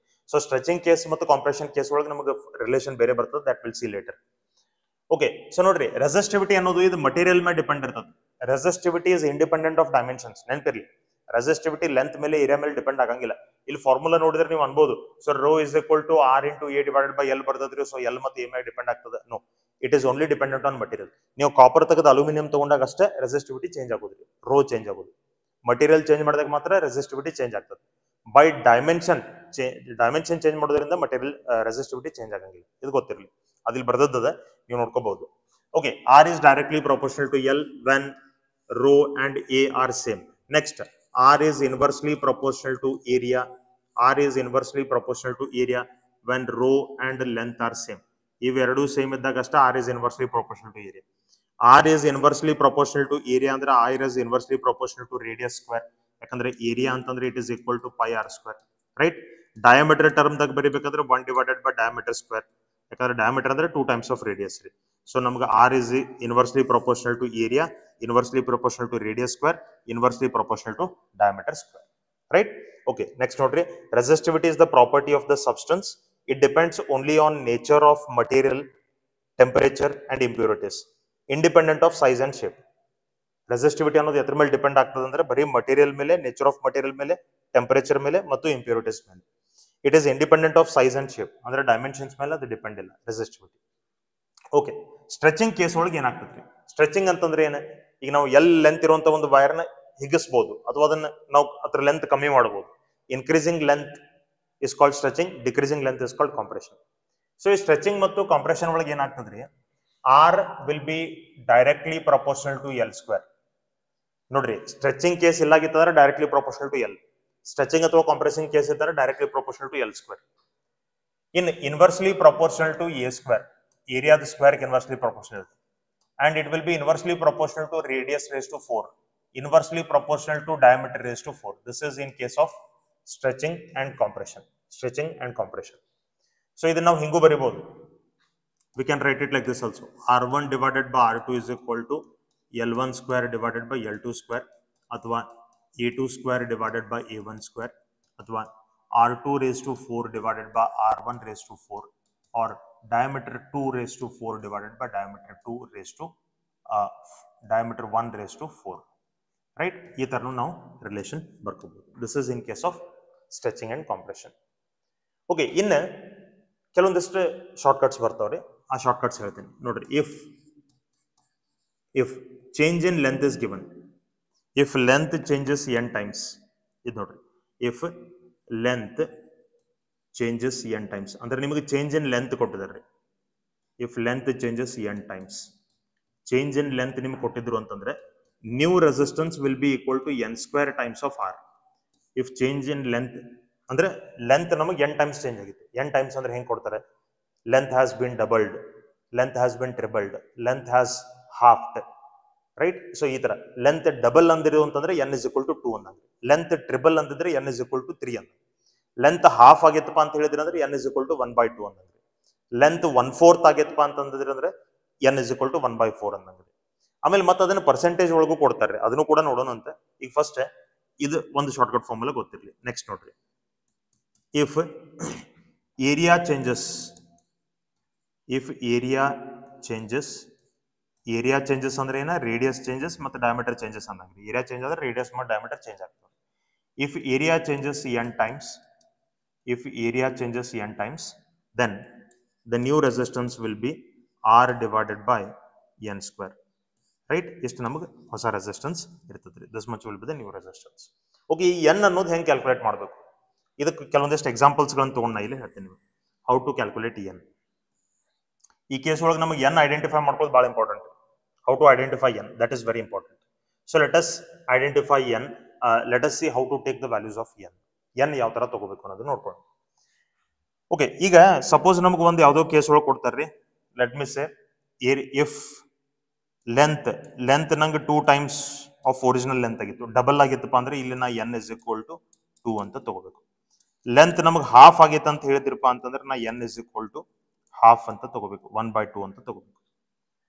Next ಯಾವುದೋ ಒಂದು case ಒಳಗೆ ಹೇಳ್ತಾರ್ರಿ, length is increased 10% of its original length. 10% length increase ಮಾಡ್ಕೊಂಡಿದ್ದಾರೆ ಅಂದ್ರೆ original length ಅದ ಪ್ಲಸ್ ಅದ್ರ ಜೊತೆಗೆ 10% ಆಫ್ ಒರಿಜಿನಲ್ ಲೆಂತ್ ಹೆಚ್ಚು ಮಾಡಿದ್ದಾರೆ. 10% ಆಫ್ ಒರಿಜಿನಲ್ ಲೆಂತ್ ಹೆಚ್ಚು ಮಾಡಿದ್ದಾರೆ. ಸೊ ಇದನ್ನ ಬರ್ಕೋತೀನಿ. ಇಲ್ಲಿ ನಾ ಎಲ್ ಕಾಮನ್ ತಗೊಂಡ್ರೆ ಇದು ನಂಗೆ 1 + 10% ಅಂತ ಬರ್ತದೆ. 1 + 10% ಅಂತ ಬರ್ತದೆ. 10% ಅಂದ್ರೆ ಏನ್ರಿ? 10% ಅಂದ್ರೆ 0.1 ಅಂದಂಗ್ರಿ. 10% ಮೀನ್ಸ್ 10 divided by 100, 0.1 ಅಂದಂಗ್ರಿ, ರೈಟ್? ಸೊ ಇದು ನಮ್ಗೆ ಏನಾಗ್ತದ್ರಿ? This I can write it as 1 + 0.1. ಸೊ ಇದು ನಮ್ಗೆ ಆಗ್ತದೆ 1.1 ಟೈಮ್ಸ್ ಆಫ್ ಎಲ್. ಸೊ ಈ ಕೇಸ್ ಒಳಗೆ ನಮಗೆ n ಎಷ್ಟು ಬಂತು? 1.1. n ನಮಗೆ ಎಷ್ಟು ಬಂತ? 1.1, ಕರೆಕ್ಟ್? ಇನ್ ಸಪೋಸ್ ನಮ್ಗೆ ಹೇಳ್ತಾರೆ ಏನಂತೇಳಿ, if the length is decreased by 10%. Decreased by 10% ಅಂದ್ರೆ ಇದನ್ನ ನೀವು ಬರೀಬೇಕು L minus L minus 10% of L ಅಂತ ನೀವು ಬರೀಬೇಕು. So L minus 10% of L ಅಂದ್ರೆ ಇದು 1 ಮೈನಸ್ 0.1 ಅಂದ್ರೆ ನಮಗೆ ಇದೇನು ಬಂತ 0.9 ಟೈಮ್ಸ್ ಆಫ್ ಎಲ್. ಸೊ ಈ ಕೇಸ್ ಒಳಗೆ ಎನ್ ಅಂದ್ರೆ ನಾವು ಎಷ್ಟು ತಗೋಬೇಕು 0.9 ಅಂತ ತಗೋಬೇಕು. So this is how we have to take the values of N. N ಈ ತರ ನಾವು ತಗೋಬೇಕು. ಈ ತರದ ಕ್ವೆಶನ್ಸ್ ಬಿದ್ದಾವ್ರಿ ಸೀಟ್ ಒಳಗೆ ಬಿದ್ದಾವ. ಸೊ ಇದನ್ನ ನೆನ್ಪಿಟ್ಕೊಳ್ರಿ ಎನ್ ಯಾವ ತರ ಐಡೆಂಟಿಫೈ ಮಾಡೋದು. ಓಕೆ, ಇಲ್ಲಿ ನೋಡ್ರಿ, if area changes N times then R dash equal to N R by N square. If length changes N times then R dash is equal to N square by R. ಇದು ಹೆಂಗ್ ಬಂತ ಸ್ವಲ್ಪ ನೋಡ್ಕೊಳ್ಳೋಣ. So ಇದು ಯಾವ ತರ ಬಂತಂತೇಳಿ ನೀವು ತಿಳ್ಕೊಬೇಕಾದ್ರೆ, so let us understand how this comes. See, ನಾವೇನ್ ಬರ್ದೀವಿ, we have got a formula R dash is equal to N square times of R ಅಂತೇಳಿ ಒಂದು ಬರ್ದೀವಿ. R dash is equal to R divided by N square ಅಂತೇಳಿ ಒಂದು ಬರ್ದೀವಿ. Correct. ಈಗ ನೋಡ್ರಿ, R is equal to rho into L divided by A. ಇದು ನಮಗೆ ಗೊತ್ತದೆ. ಈಗ ನಂಗೆ ಏರಿಯಾ ಅನ್ನೋದನ್ನ ತೆಗಿಬೇಕಾಗೈತಿ, ಓನ್ಲಿ ಎಲ್ ಅನ್ನೋದು ಬೇಕಾಗಿತ್ತು ನಂಗೆ. I want only L. So ಇದನ್ನ ಏನ್ ಮಾಡ್ತೀನಿ, see volume is equal to length into area, we know this. Correct. ಇದನ್ನ ನಾ ಏರಿಯಾ ಇಸ್ ಈಕ್ವಲ್ ಟು ಬರ್ಕೋತೀನಿ ವಾಲ್ಯೂಮ್ ಡಿವೈಡೆಡ್ ಬೈ ಲೆಂತ್. ನೀವು ನೋಡ್ರಿ, ವೈರ್ ನೀವು ಸ್ಟ್ರೆಚ್ ಮಾಡ್ರಿ ಅಥವಾ ಕಾಂಪ್ರೆಸ್ ಮಾಡ್ರಿ, whether you stretch or compress the wire, it's volume remains same. Volume change ಆಗಂಗಿಲ್ಲ, ವಾಲ್ಯೂಮ್ ಆಸ್ ಇಟ್ ಇಸ್ ಇರ್ತದ್ರಿ. ಸೊ ಇಲ್ಲಿ ನಾ area is equal to volume by length ಅಂತ ತಗೋತೀನಿ. ಇದನ್ನ ಇಲ್ಲಿ ಸಬ್ಸ್ಟಿಟ್ಯೂಟ್ ಮಾಡ್ಕೊಂಡ್ರೆ rho into L divided by it will be V divided by L. So ಇದು ನಂಗೆ rho into L square divided by V ಅಂತ ಬರ್ತದೆ. ಸೊ ಇನ್ ದಿಸ್ ಕೇಸ್, ಈ ಕೇಸ್ ಒಳಗೆ ನಂಗೆ rho is constant, V is constant. So ನಾ ಬರಿಬಹುದು R is directly proportional to L square ಅಂತ. R is directly proportional to L square ಅಂತ ನಾ ಬರಿಬಹುದು. ಕರೆಕ್ಟ್ ರೀ. ಈಗ ನೆಕ್ಸ್ಟ್ ನೋಡ್ರಿ, ಆರ್ ಇದ್ದಾಗ when resistance is R, length is L. Correct. Next, when length becomes n times of original length, ಅಂದ್ರೆ ಹೊಸ length ನಮಗೆ n ಇದ್ದಾಗ how much will be the R dash? ಹೊಸ ರೆಸಿಸ್ಟೆನ್ಸ್ ಎಷ್ಟದು? ನೀವು ಲೆಂತ್ L ಇದ್ದದ್ದು n times of L ಮಾಡ್ಕೊಂಡ್ರೆ ಹಂಗಾದ್ರೆ resistance R ಇದ್ದದ್ದು R dash ಆಗ್ತದೆ. ಸೊ R dash ಇದ್ ಫಾರ್ಮುಲಾ ನಮಗೆ ಬೇಕಾಗಿದೆ. R is directly proportional to n square ಅಂತ ಗೊತ್ತದೆ. ಕರೆಕ್ಟ್. ಸೊ ನಾ ಇಲ್ಲಿ R dash is equal to ಬರ್ಕೋತೀನಿ. R dash is equal R dash divided by R is equal to ನಾ ಬರೀತೀನಿ. R dash ಅಂದ್ರೆ ಇದು n times of L. Right. ಆಮೇಲೆ ಇದು ಸಾರಿ n times of n into L whole square. ಯಾಕಂದ್ರೆ R is directly proportional to L square. R dash ಇದ್ದಾಗ length ಎಷ್ಟದ, R ಇದ್ದಾಗ length ಎಷ್ಟದ. So ಇದನ್ನ L ಸ್ಕ್ವೇರ್ ಅಂತ ಬರೀತೀನಿ. ಸೊ ಇದು ನಂಗೆ ಬಂತ n square into L square divided by L square. L square cancel ಆಯ್ತಾ. ನಂಗೆ R dash is equal to ಬಂತ n square times of R ಅಂತ. n square times of R ಅಂತ. So this is how we got this formula. Okay, in area case ಒಳಗೆ check ಮಾಡ್ಕೊಳ್ಳೋಣ. ಇದ formula ನೋಡ್ರಿ, R is equal to rho into L divided by A ಅದ. We know very well volume is equal to length by A, sorry, length into area. Volume is equal to length into area. Correct? So volume is equal to length into area. ಈಗ ನಂಗೆ area term ಒಳಗೆ express ಮಾಡಬೇಕು, length ಅನ್ನೋದನ್ನ ತೆಗಿಬೇಕು ನಾ. So length is equal to volume divided by area. So ಇದನ್ನ ನಾ ಬರಿತೀನಿ rho into volume divided by area square ಅಂತ ಬರ್ತದೆ. That's why we got to know, that's why we say resistance is inversely proportional to area square. Resistance is inversely proportional to area square. Okay, ಈಗ ನೋಡ್ರಿ, when let me say when resistance is are at that time area is A and when resistance is R dash at that time area is, ಈಗ ನಾವು ಅನ್ಕೊಳ್ಳೋಣ area ನಮಗೆ n times increase ಆಗೈತೆ ಅಂತ ಇಟ್ಕೋರಿ. Area is increased n times. Correct. n times increase ಆಗೈತೆ ಅಂತ ಇಟ್ಕೊಡಿ. ಈಗ ಇದನ್ನ ನಾ ಬರಿತೀನಿ R dash divided by R is equal to R is inversely proportional to A square. So ಇದು 1 divided by n into A whole square ಅಂದಂಗ್ರಿ, divided by ಇದು 1 divided by A square ಅಂದಂಗ್ರಿ. ಸೊ ಇದು ನಮಗೆ ಏನಾಗ್ತದ್ರಿ, R dash divided by R is equal to A square divided by n square into A square ಆಗ್ತದೆ. A square cancel, sorry A square ನಮಗೆ cancel ಆಗ್ತದ್ರಿ.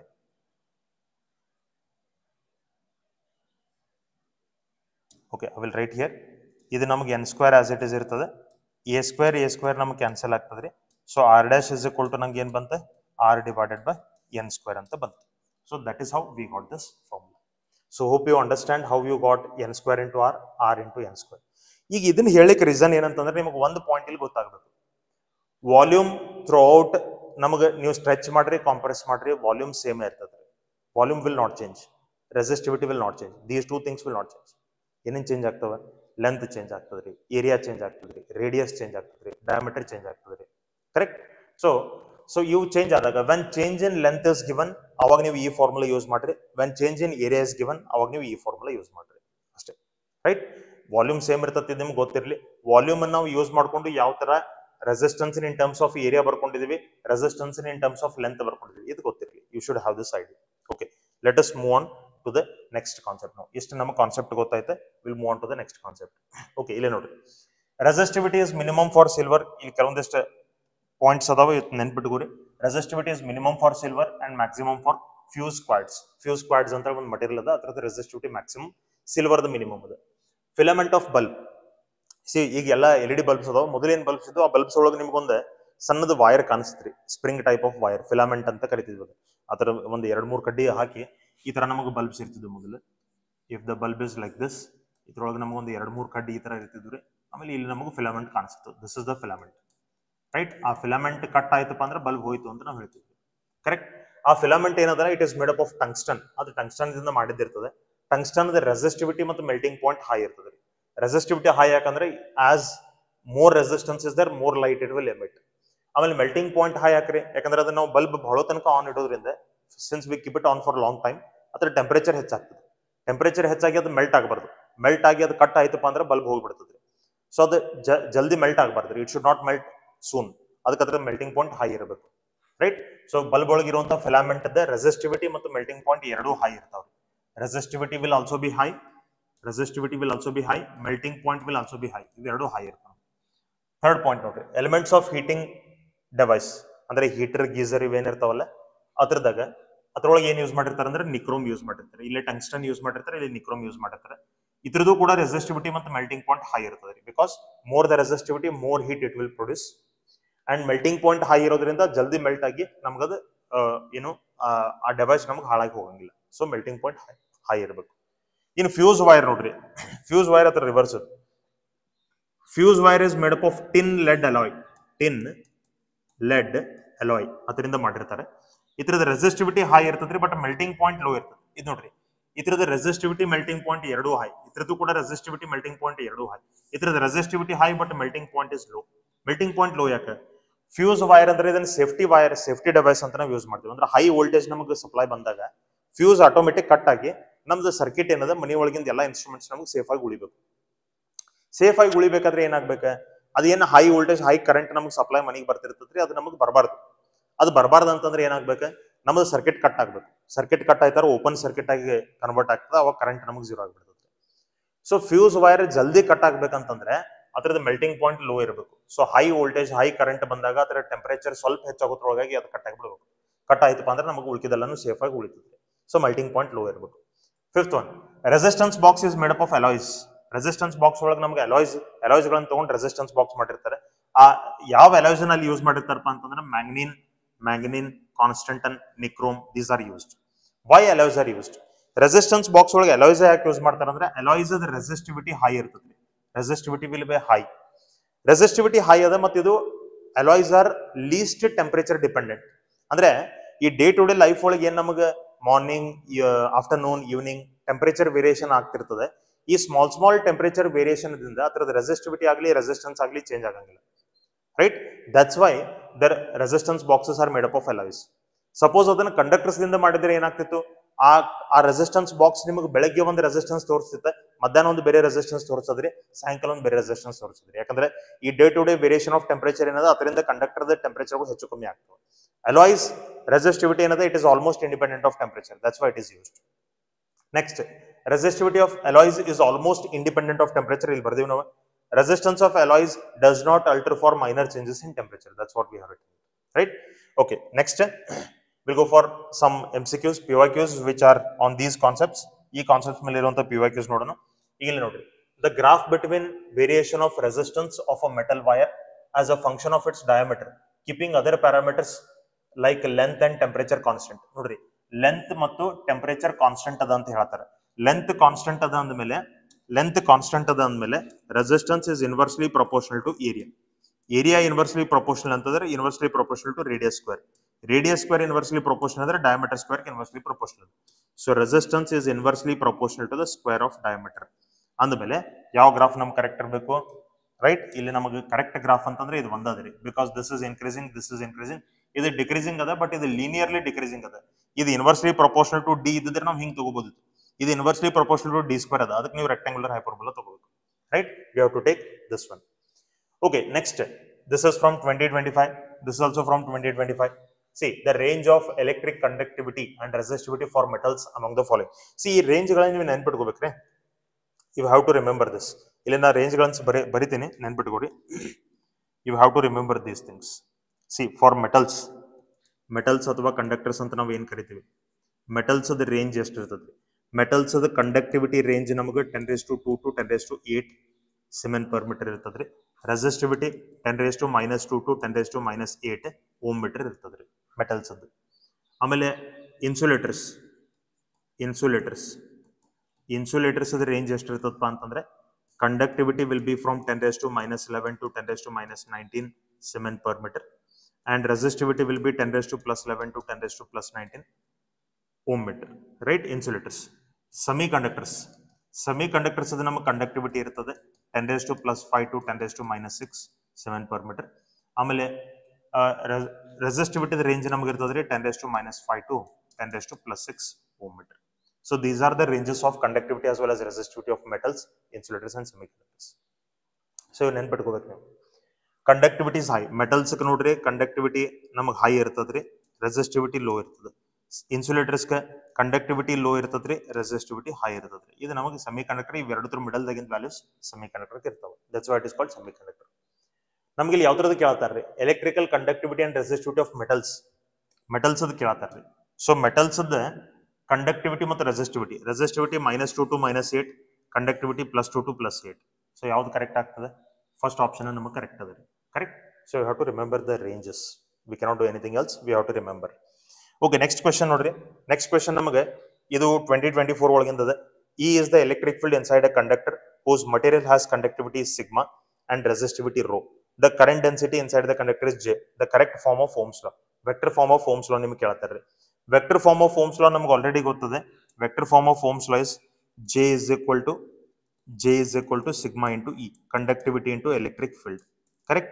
ಇಲ್ಲೇ ನಮಗೆ J is equal to rho into E ಅದ. ಇದು resistivity ಅದ ರೀ, resistivity ಅಲ್ಲ, ಅಲ್ಲಿ ಕಂಡಕ್ಟಿವಿಟಿ ಇರಬೇಕು.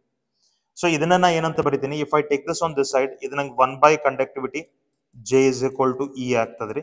ಸೊ 1/ಕಂಡಕ್ಟಿವಿಟಿ ಅಂದ್ರೆ it is resistivity into current density is equal to electric field. So electric field is equal to resistivity into current density. Option C is correct. Option C is correct, right? So this is how we have to solve these questions. We'll move on to the next question now. So the next question is, for a given electric current, drift velocity of conduction electrons is of copper wire is Vd and their mobility is mu when the current is increased at constant temperature. Temperature constant ittu current increase ಮಾಡತಾರೆ. What happens to drift velocity ಮತ್ತು mobility ಇವೆರಡು ಏನಾಗ್ತಾವ ಅಂತ ಕೇಳ್ತಾರೆ. See, drift velocity means we know it very well. Drift velocity is given by I divided by NEA, right? ಅಂದ್ರೆ drift velocity is directly proportional to current. What about mobility ಅಂತಂದ್ರೆ ಏನು? See ನೋಡ್ರಿ, mobility ನಮಗಿಲ್ಲಿ ಏನ್ ಮಾಡತಾರೆ? What they are doing? See, ಇಲ್ಲೇ they are increasing current is increased, temperature is constant. Temperature ಅಂತೂ ಬಿಟ್ಬಿಡ್ರಿ, current ನಮಗೆ ಇನ್ಕ್ರೀಸ್ ಮಾಡುತ್ತೆ. ಸೊ ನೀವು you have to get the relation between drift velocity and current ಮತ್ತು mobility and current. ಇವೆರಡು ನಡುವಿನ relation ನಿಮ್ಗೆ ಗೊತ್ತಾಗಬೇಕು. ಇವೆರಡು ರಿಲೇಷನ್ ಗೊತ್ತಾದ್ರೆ ನೀವು ಇದನ್ನ ಆನ್ಸರ್ ಮಾಡಬಹುದು. ಈಗ ನಮಗೆ ಡ್ರಿಫ್ಟ್ ವೆಲಾಸಿಟಿ ಮತ್ತು ಕರೆಂಟ್ ನಡುವೆ ರಿಲೇಷನ್ ಗೊತ್ತಾಯ್ತು. Drift velocity and current R directly proportional. So current increase ಮಾಡಿದ್ರೆ ಅಂದ್ಮೇಲೆ ಡ್ರಿಫ್ಟ್ ವೆಲಾಸಿಟಿ ಕೂಡ ಇನ್ಕ್ರೀಸ್ ಆಗಬೇಕು. Next mobility. What about mobility? What is mobility? Mobility is drift velocity per unit electric field. ಇದು ನಮಗೆ ಗೊತ್ತದ್ರಿ, correct. So ಇದನ್ನ ನಾ ಈ ತರ ಬರಿತೀನಿ. ಡ್ರಿಫ್ಟ್ ವೆಲಾಸಿಟಿ ಎಲೆಕ್ಟ್ರಿಕ್ ಫೀಲ್ಡ್ ಅಂತಂದ್ರೆ ವೋಲ್ಟೇಜ್ ಡಿವೈಡೆಡ್ ಬೈ ಲೆಂತ್ ಅಂತ ಇರ್ತದೆ. Voltage by length. ಸೊ ಇದನ್ನ ವೋಲ್ಟೇಜ್ ಬೈ ಲೆಂತ್ ಅಂತ ಬರಿತೀನಿ. ನೆಕ್ಸ್ಟ್ ಇದನ್ನ ಬರಿಬಹುದು drift velocity into length divided by voltage means it is current into resistance. ಇನ್ನು ಇಲ್ಲೇ ನೀವು ಡ್ರಿಫ್ಟ್ ವೆಲಾಸಿಟಿ ಜಾಗದಾಗ ಡ್ರಿಫ್ಟ್ ವೆಲಾಸಿಟಿ ಫಾರ್ಮುಲಾ ಸಬ್ಸ್ಟಿಟ್ಯೂಟ್ ಮಾಡ್ರಿ. It is I divided by NEA. So ಇದು I as it is ಇರಲಿ, R as it is ಇರಲಿ. So ಇದು I divided by NEA ಅಂತ ನಾ ಸಬ್ಸ್ಟಿಟ್ಯೂಟ್ ಮಾಡ್ಕೋತೀನಿ. ಸೊ I ಮತ್ತು I ಕ್ಯಾನ್ಸಲ್ ಅದು. ಉಳಿಕಿದೆಲ್ಲ ಕಾನ್ಸ್ಟೆಂಟ್ಸ್ ಅದಾವ ನೋಡ್ರಿ. All rest of the things are constant. So mobility is independent of current. Mobility is independent of current. Voltage, sorry, drift velocity is directly proportional to current. So ನೀವು current ಹೆಚ್ಚು ಮಾಡಿದ್ರೆ drift velocity ಹೆಚ್ಚಾಗಬೇಕು. Mobility current ಮೇಲೆ depend ಇಲ್ಲ. It is not dependent on current. So mobility same ಉಳಿಬೇಕು. Right? So which option is correct then? BD, drift velocity increases. Drift velocity increases ಅನ್ನೋದು ಇಲ್ಲಿ ಒಂದೇ ಕೊಟ್ಟಿದ್ದಾರೆ. ಸೊ ನೀವು ಡ್ರಿಫ್ಟ್ ವೆಲಾಸಿಟಿ ಮೇಲೆ ಇದನ್ನ ಆನ್ಸರ್ ಮಾಡಬಹುದು. ಡೈರೆಕ್ಟ್ಲಿ ನೀವು ಡ್ರಿಫ್ಟ್ ವೆಲಾಸಿಟಿ ಇನ್ಕ್ರೀಸಸ್ ಅಂದ್ಮೇಲೆ ಆಪ್ಷನ್ ಎ ಕರೆಕ್ಟ್ ಅದು. ಉಳಿದಿದ್ದು ಯಾವ ತರಗೂ ಡ್ರಿಫ್ಟ್ ವೆಲಾಸಿಟಿ ಇನ್ಕ್ರೀಸಿಂಗ್ ಕೊಟ್ಟಿಲ್ಲ. Mu remains same. ಓಕೆ, ಅದಂತೂ ನಮಗೆ ಗೊತ್ತಾಯ್ತು. Next question. A wire of certain material is stretched slowly by 10%. Its new resistance and specific resistance becomes respectively. Specific resistance ಅಂದ್ರೆ ಏನ್ರಿ? Specific resistance ಅಂದ್ರೆ resistivity. Specific resistance ಅಂದ್ರೆ resistivity. Resistivity, it only changes when material changes, temperature changes, right? Impurities changes. ಅವಾಗ ಮಾತ್ರ resistivity change ಆಗ್ತದೆ. ಈ resistivity stretching ಮತ್ತು compression ದಿಂದ resistivity ಬದಲಾಗಂಗಿಲ್ಲ. ಇದು ನಮಗೆ ಗೊತ್ತದ್ರಿ, ಡೈಮೆನ್ಷನ್ ದಿಂದ ಬದಲಾಗಂಗಿಲ್ಲ. ಸೊ ರೆಸಿಸ್ಟಿವಿಟಿ ಇಲ್ಲಿ ಸೇಮ್ ಉಳಿಬೇಕ್ರಿ. ಇಲ್ಲಿ ಏನ್ ಮಾಡಿದಾನೆ? ಸ್ಟ್ರೆಚ್ ಮಾಡಿದಾನೆ ಅಂದ್ಮೇಲೆ ರೆಸಿಸ್ಟಿವಿಟಿ ನಮಗೆ ಚೇಂಜ್ ಆಗಂಗಿಲ್ಲ, ರೆಸಿಸ್ಟೆನ್ಸ್ ಚೇಂಜ್ ಆಗ್ತದೆ. ಸೊ ರೆಸಿಸ್ಟಿವಿಟಿ ಸೇಮ್ ಇರಬೇಕು. ರೆಸಿಸ್ಟಿವಿಟಿ ಸೇಮ್ ಇರುವಂತ ಎರಡು ಆಪ್ಷನ್ಸ್ ಅದಾವ ನಮಗೆ, ಎ ಮತ್ತು ಬಿ. ಸೊ ಇಲ್ಲಿ ಎ ಮತ್ತು ಸಿ, ಬಿ ಮತ್ತೆ ಡಿ ನಮಗೆ ಹೋಯ್ತು. ಸೊ ಈಗ ನಿಮಗೆ ಎ ಮತ್ತು ಬಿ. ಈಗ ನೋಡ್ರಿ, ಇಲ್ಲೇ ನಾವು ಕ್ಯಾಲ್ಕುಲೇಟ್ ಮಾಡೋ ಅವಶ್ಯಕತೆ ಇಲ್ಲ, ಡೈರೆಕ್ಟ್ಲಿ ನೀವು ಆನ್ಸರ್ ಟಿಕ್ ಮಾಡಬಹುದು. ಇಲ್ಲಿ ರೆಸಿಸ್ಟಿವಿಟಿ ಅಂತೂ ಸೇಮ್ ಉಳಿತದ್ರಿ, ಬಟ್ ರೆಸಿಸ್ಟೆನ್ಸ್ ಸೇಮ್ ಉಳಿಯಂಗಿಲ್ಲ. ಇದು ನಿಮ್ಗೆ ಗೊತ್ತದ, ರೆಸಿಸ್ಟೆನ್ಸ್ ಚೇಂಜ್ ಆಗ್ತದ್ರಿ. ಸೊ ಇಲ್ಲಿ ಬೋತ್ ರಿಮೇನ್ಸ್ ಸೇಮ್ ಅಂದ್ರೆ, ಸೊ ಎರಡೂ ಸೇಮ್ ಇರಕ್ ಸಾಧ್ಯ ಇಲ್ಲ. So option A is correct. ಆದ್ರೂ ಕೂಡ ನಾವು ರೆಸಿಸ್ಟೆನ್ಸ್ ಕ್ಯಾಲ್ಕುಲೇಟ್ ಮಾಡಿ ನೋಡ್ಕೊಳ್ಳೋಣ. Let us calculate the resistance. ಇಲ್ಲಿ ಏನ್ ಚೇಂಜ್ ಮಾಡಿದಾರೆ? ಲೆಂತ್ ಚೇಂಜ್ ಮಾಡಿದಾರೆ, ರೈಟ್? ಅವ್ರು ಏನ್ ಹೇಳಿದಾರೆ? a wire of certain material is stretched slowly by 10%. ಅಂದ್ರೆ ಅದ್ರ ಲೆಂತ್ 10% ಹೆಚ್ಚು ಮಾಡ್ಕೊಂಡಿದ್ದಾರೆ. how much will be the new resistance? we know very well r dash is equal to n square times of r. ಇಲ್ಲಿ n ಎಷ್ಟನ್ನ ತಗೋಬೇಕು ನೋಡ್ರಿ.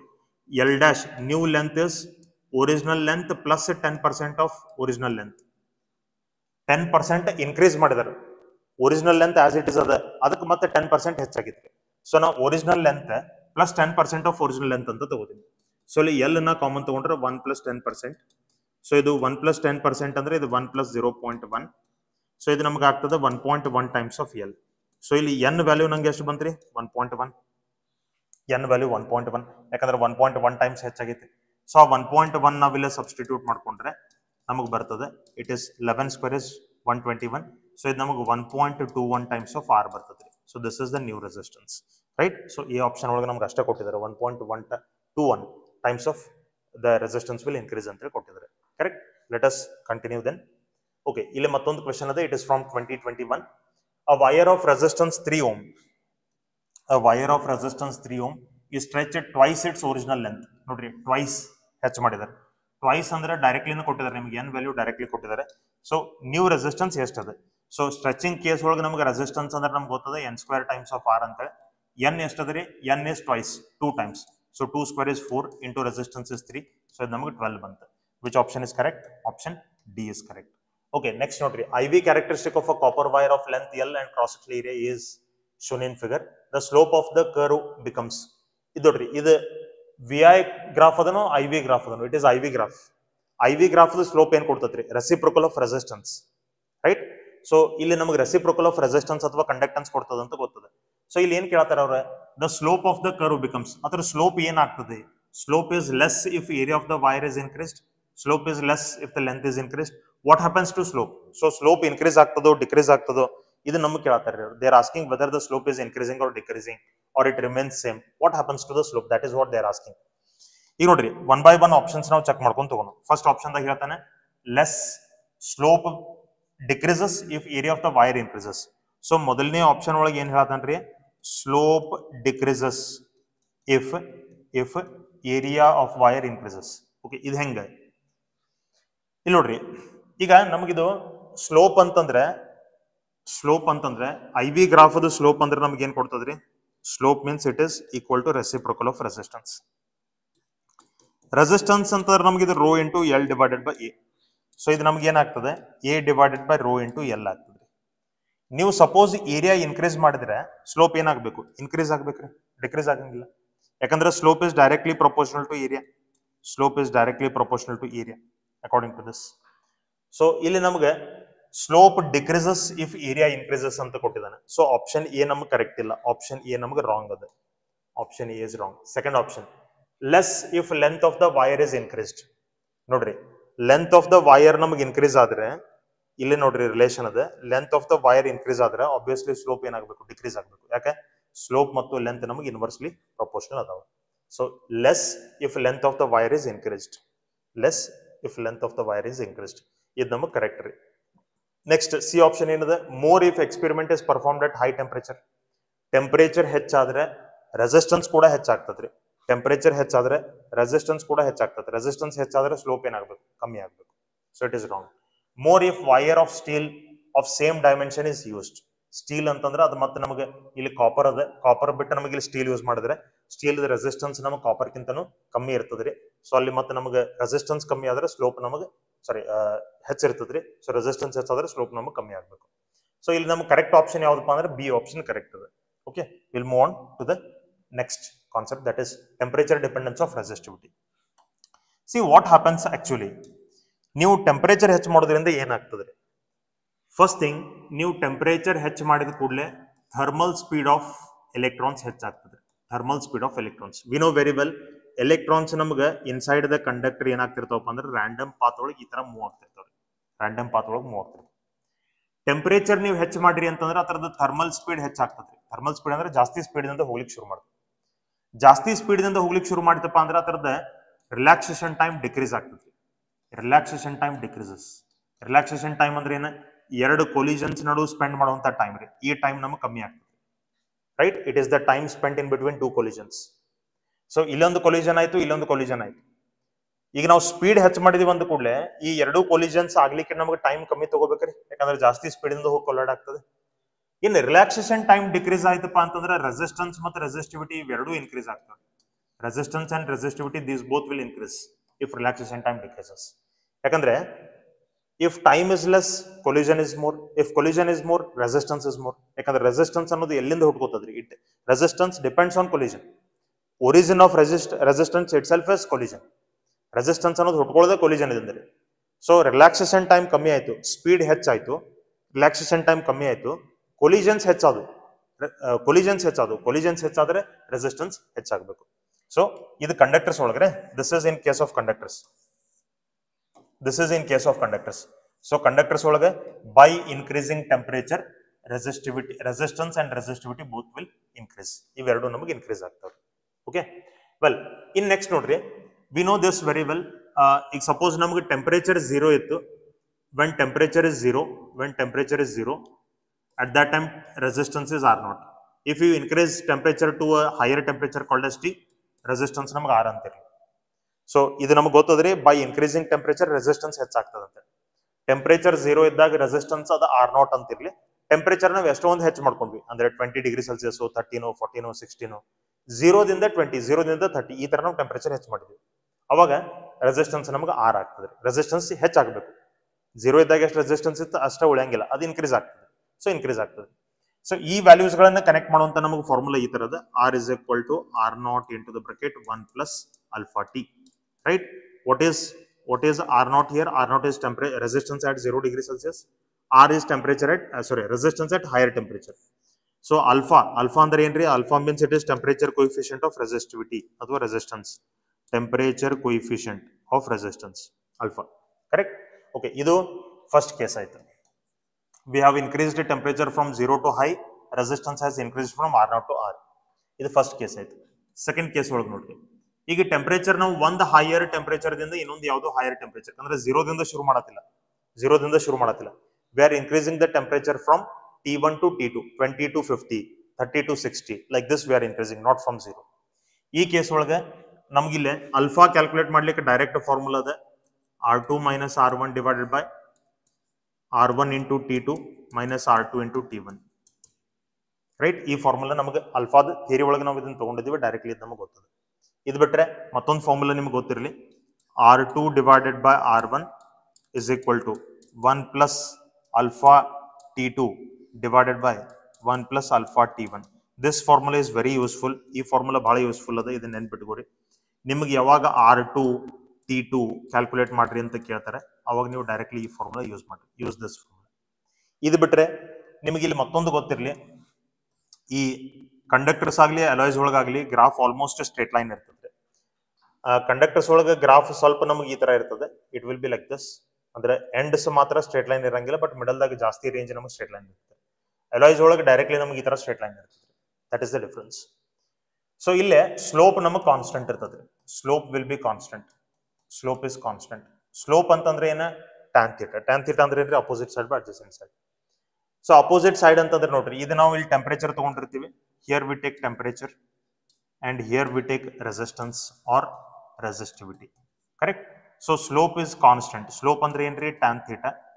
Tan theta antandre ena? Opposite side by adjacent side. Opposite side andre change in resistance divided by adjacent side andre change in temperature. So idu namage ಏನು ಇರ್ತದಪ್ಪ ಅಂದ್ರೆ ಇದು constant ಇರ್ತದೆ. This will be constant. Change in resistance by change in temperature is constant. Right? So idu concept ನೆನಪಿಟ್ಟುಕೊಳ್ಳಿ. Okay, we'll go on to the next concept, that is metals. See, metals ಒಳಗೆ we know very well, by increasing temperature resistance and resistivity increases, therefore its temperature coefficient of resistance is positive and it will be high. Positive and it will be high. ಇಲ್ಲಿ temperature ಹೆಚ್ಚು ಮಾಡೋದ್ರಿಂದ resistance ಹೆಚ್ಚಾಗ್ತದೆ. So ಈ metals graph ನಮಗೆ ಹೆಂಗ್ ಬರ್ತದಪ್ಪ ಅಂತಂದ್ರೆ it will be like this. It will be like this, right? So maximum range of temperature ಕದ ಸ್ಟ್ರೇಟ್ ಲೈನ್ ಇರ್ತದ್ರಿ, but at very low temperature ಮತ್ತೆ at very high temperature straight line ಇರಂಗಿಲ್ಲ, non linear ಇರ್ತದೆ. Graph is linear over a large range of temperature, but not straight line or linear at low or high temperature. Large ಅಥವಾ high temperature, low temperature ಒಳಗೆ straight line ಇರಂಗಿಲ್ಲ. So ಇದು resistance versus temperature graph. ಇದು ಯಾವುದಕ್ಕೆ? Metal, right? Metal. So metal ಒಳಗೆ ಹಿಂಗಾಗ್ತದೆ. Resistance alloys ಒಳಗೆ ನೋಡ್ರಿ, alloys ಒಳಗೆ ನಮ್ಗೆ ಗ್ರಾಫ್ ಅಲಾಯ್ಸ್ ಹಿಂಗ್ ಬರ್ತದ್ರಿ. It will be like this. Resistance versus temperature, right? ಇಲ್ಲೂ ಕೂಡ ಟೆಂಪರೇಚರ್ ಹೆಚ್ಚು ಮಾಡೋದ್ರಿಂದ ರೆಸಿಸ್ಟೆನ್ಸ್ ಹೆಚ್ಚಾಗ್ತದ್ರಿ, ಬಟ್ ಅಟ್ ಹೈಯರ್ ಟೆಂಪರೇಚರ್. ಇನ್ನ ಇಲ್ಲೇ ನಮಗೆ ಅಲ್ಫಾ ಏನಿರ್ತದಲ್ಲ ಇದು ಪಾಸಿಟಿವ್ ಇರ್ತದ್ರಿ, but it will be low. ಇದ್ರದ್ದು ಅಲ್ಫಾ ಮೆಟಲ್ಸ್ ಅದು ಎಷ್ಟು ಹೈ ಅದ ಅಷ್ಟು ಹೈ ಇರಂಗಿಲ್ಲ, ಪಾಸಿಟಿವ್ ಇರ್ತದ್ರಿ. ನೋಡ್ರಿ, ಅಲ್ಫಾ ಪಾಸಿಟಿವ್ ಯಾವಾಗ ಇರ್ತದಪ್ಪ ಅಂದ್ರೆ by increasing temperature suppose resistance ಹೆಚ್ಚಾಗಿತ್ತಪ್ಪ ಅಂತಂದ್ರೆ ಅವಾಗಷ್ಟ alpha positive. By increasing temperature resistance ಕಮ್ಮಿ ಆಗಿತ್ತಂದ್ರೆ ಅಲ್ಫಾ ನೆಗೆಟಿವ್ ಅಂತ ತಗೋಬೇಕು. ಇವೆರಡು ತರಗಂತೂ ರೆಸಿಸ್ಟೆನ್ಸ್ ಹೆಚ್ಚಾಗ್ತದ್ರಿ. ಇಲ್ಲಿ ನೋಡ್ರಿ, resistivity is nearly independent of temperature over a weak or very weak dependent.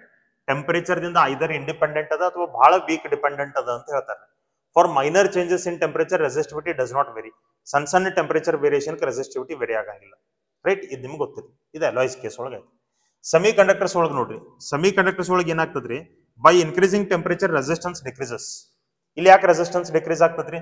ನೋಡ್ರಿ, ಇಲ್ಲೇ ನೀವು ಟೆಂಪರೇಚರ್ ಹೆಚ್ಚು ಮಾಡ್ರಿ ಅಂತಂದ್ರೆ ಫ್ರೀ ಎಲೆಕ್ಟ್ರಾನ್ ಡೆನ್ಸಿಟಿ ಇನ್ಕ್ರೀಸ್ ಆಗ್ತದ್ರಿ. ಎಲೆಕ್ಟ್ರಾನ್ಸ್ಗಳು ಜಾಸ್ತಿ ಬರ್ತಾವೆ. ಎಲೆಕ್ಟ್ರಾನ್ಸ್ ಜಾಸ್ತಿ ಆದವು ಅಂದ್ರೆ ಕಂಡಕ್ಟಿವಿಟಿ ಹೆಚ್ಚಾಗ್ತದ್ರಿ. ಕಂಡಕ್ಟಿವಿಟಿ ಹೆಚ್ಚಾಗ್ತದೆ, ರೆಸಿಸ್ಟೆನ್ಸ್ ಕಮ್ಮಿ ಆಗ್ತದೆ, resistance decreases. So here by increasing temperature resistance decreases. ಅದಕ್ಕೆ ಇದರದ ಟೆಂಪರೇಚರ್ ಕೋಎಫಿಷಿಯಂಟ್ ಆಫ್ ರೆಸಿಸ್ಟಿವಿಟಿ ನಾವು ನೆಗೆಟಿವ್ ಅಂತ ತಗೋತೀವಿ.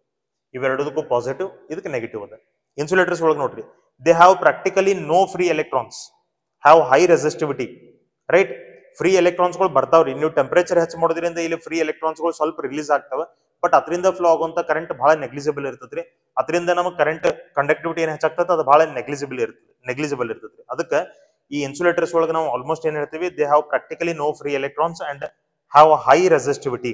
However, with rise in temperature, resistivity decreases due to availability of free electrons, but not as rapidly as that of semiconductors. Temperature ಹೆಚ್ಚು ಮಾಡೋದ್ರಿಂದ ಕೆಲವೊಂದಿಷ್ಟು free electrons ಇಲ್ಲಿ ಬರ್ತಾವ್ರಿ insulators ಒಳಗೆ. ಅದರಿಂದ ಸ್ವಲ್ಪ ಕಂಡಕ್ಟಿವಿಟಿ ಹೆಚ್ಚಾಗಬಹುದು, but it is negligible compared to that of semiconductors, right? Okay, so will next move on to the PYQs which are based on this concept.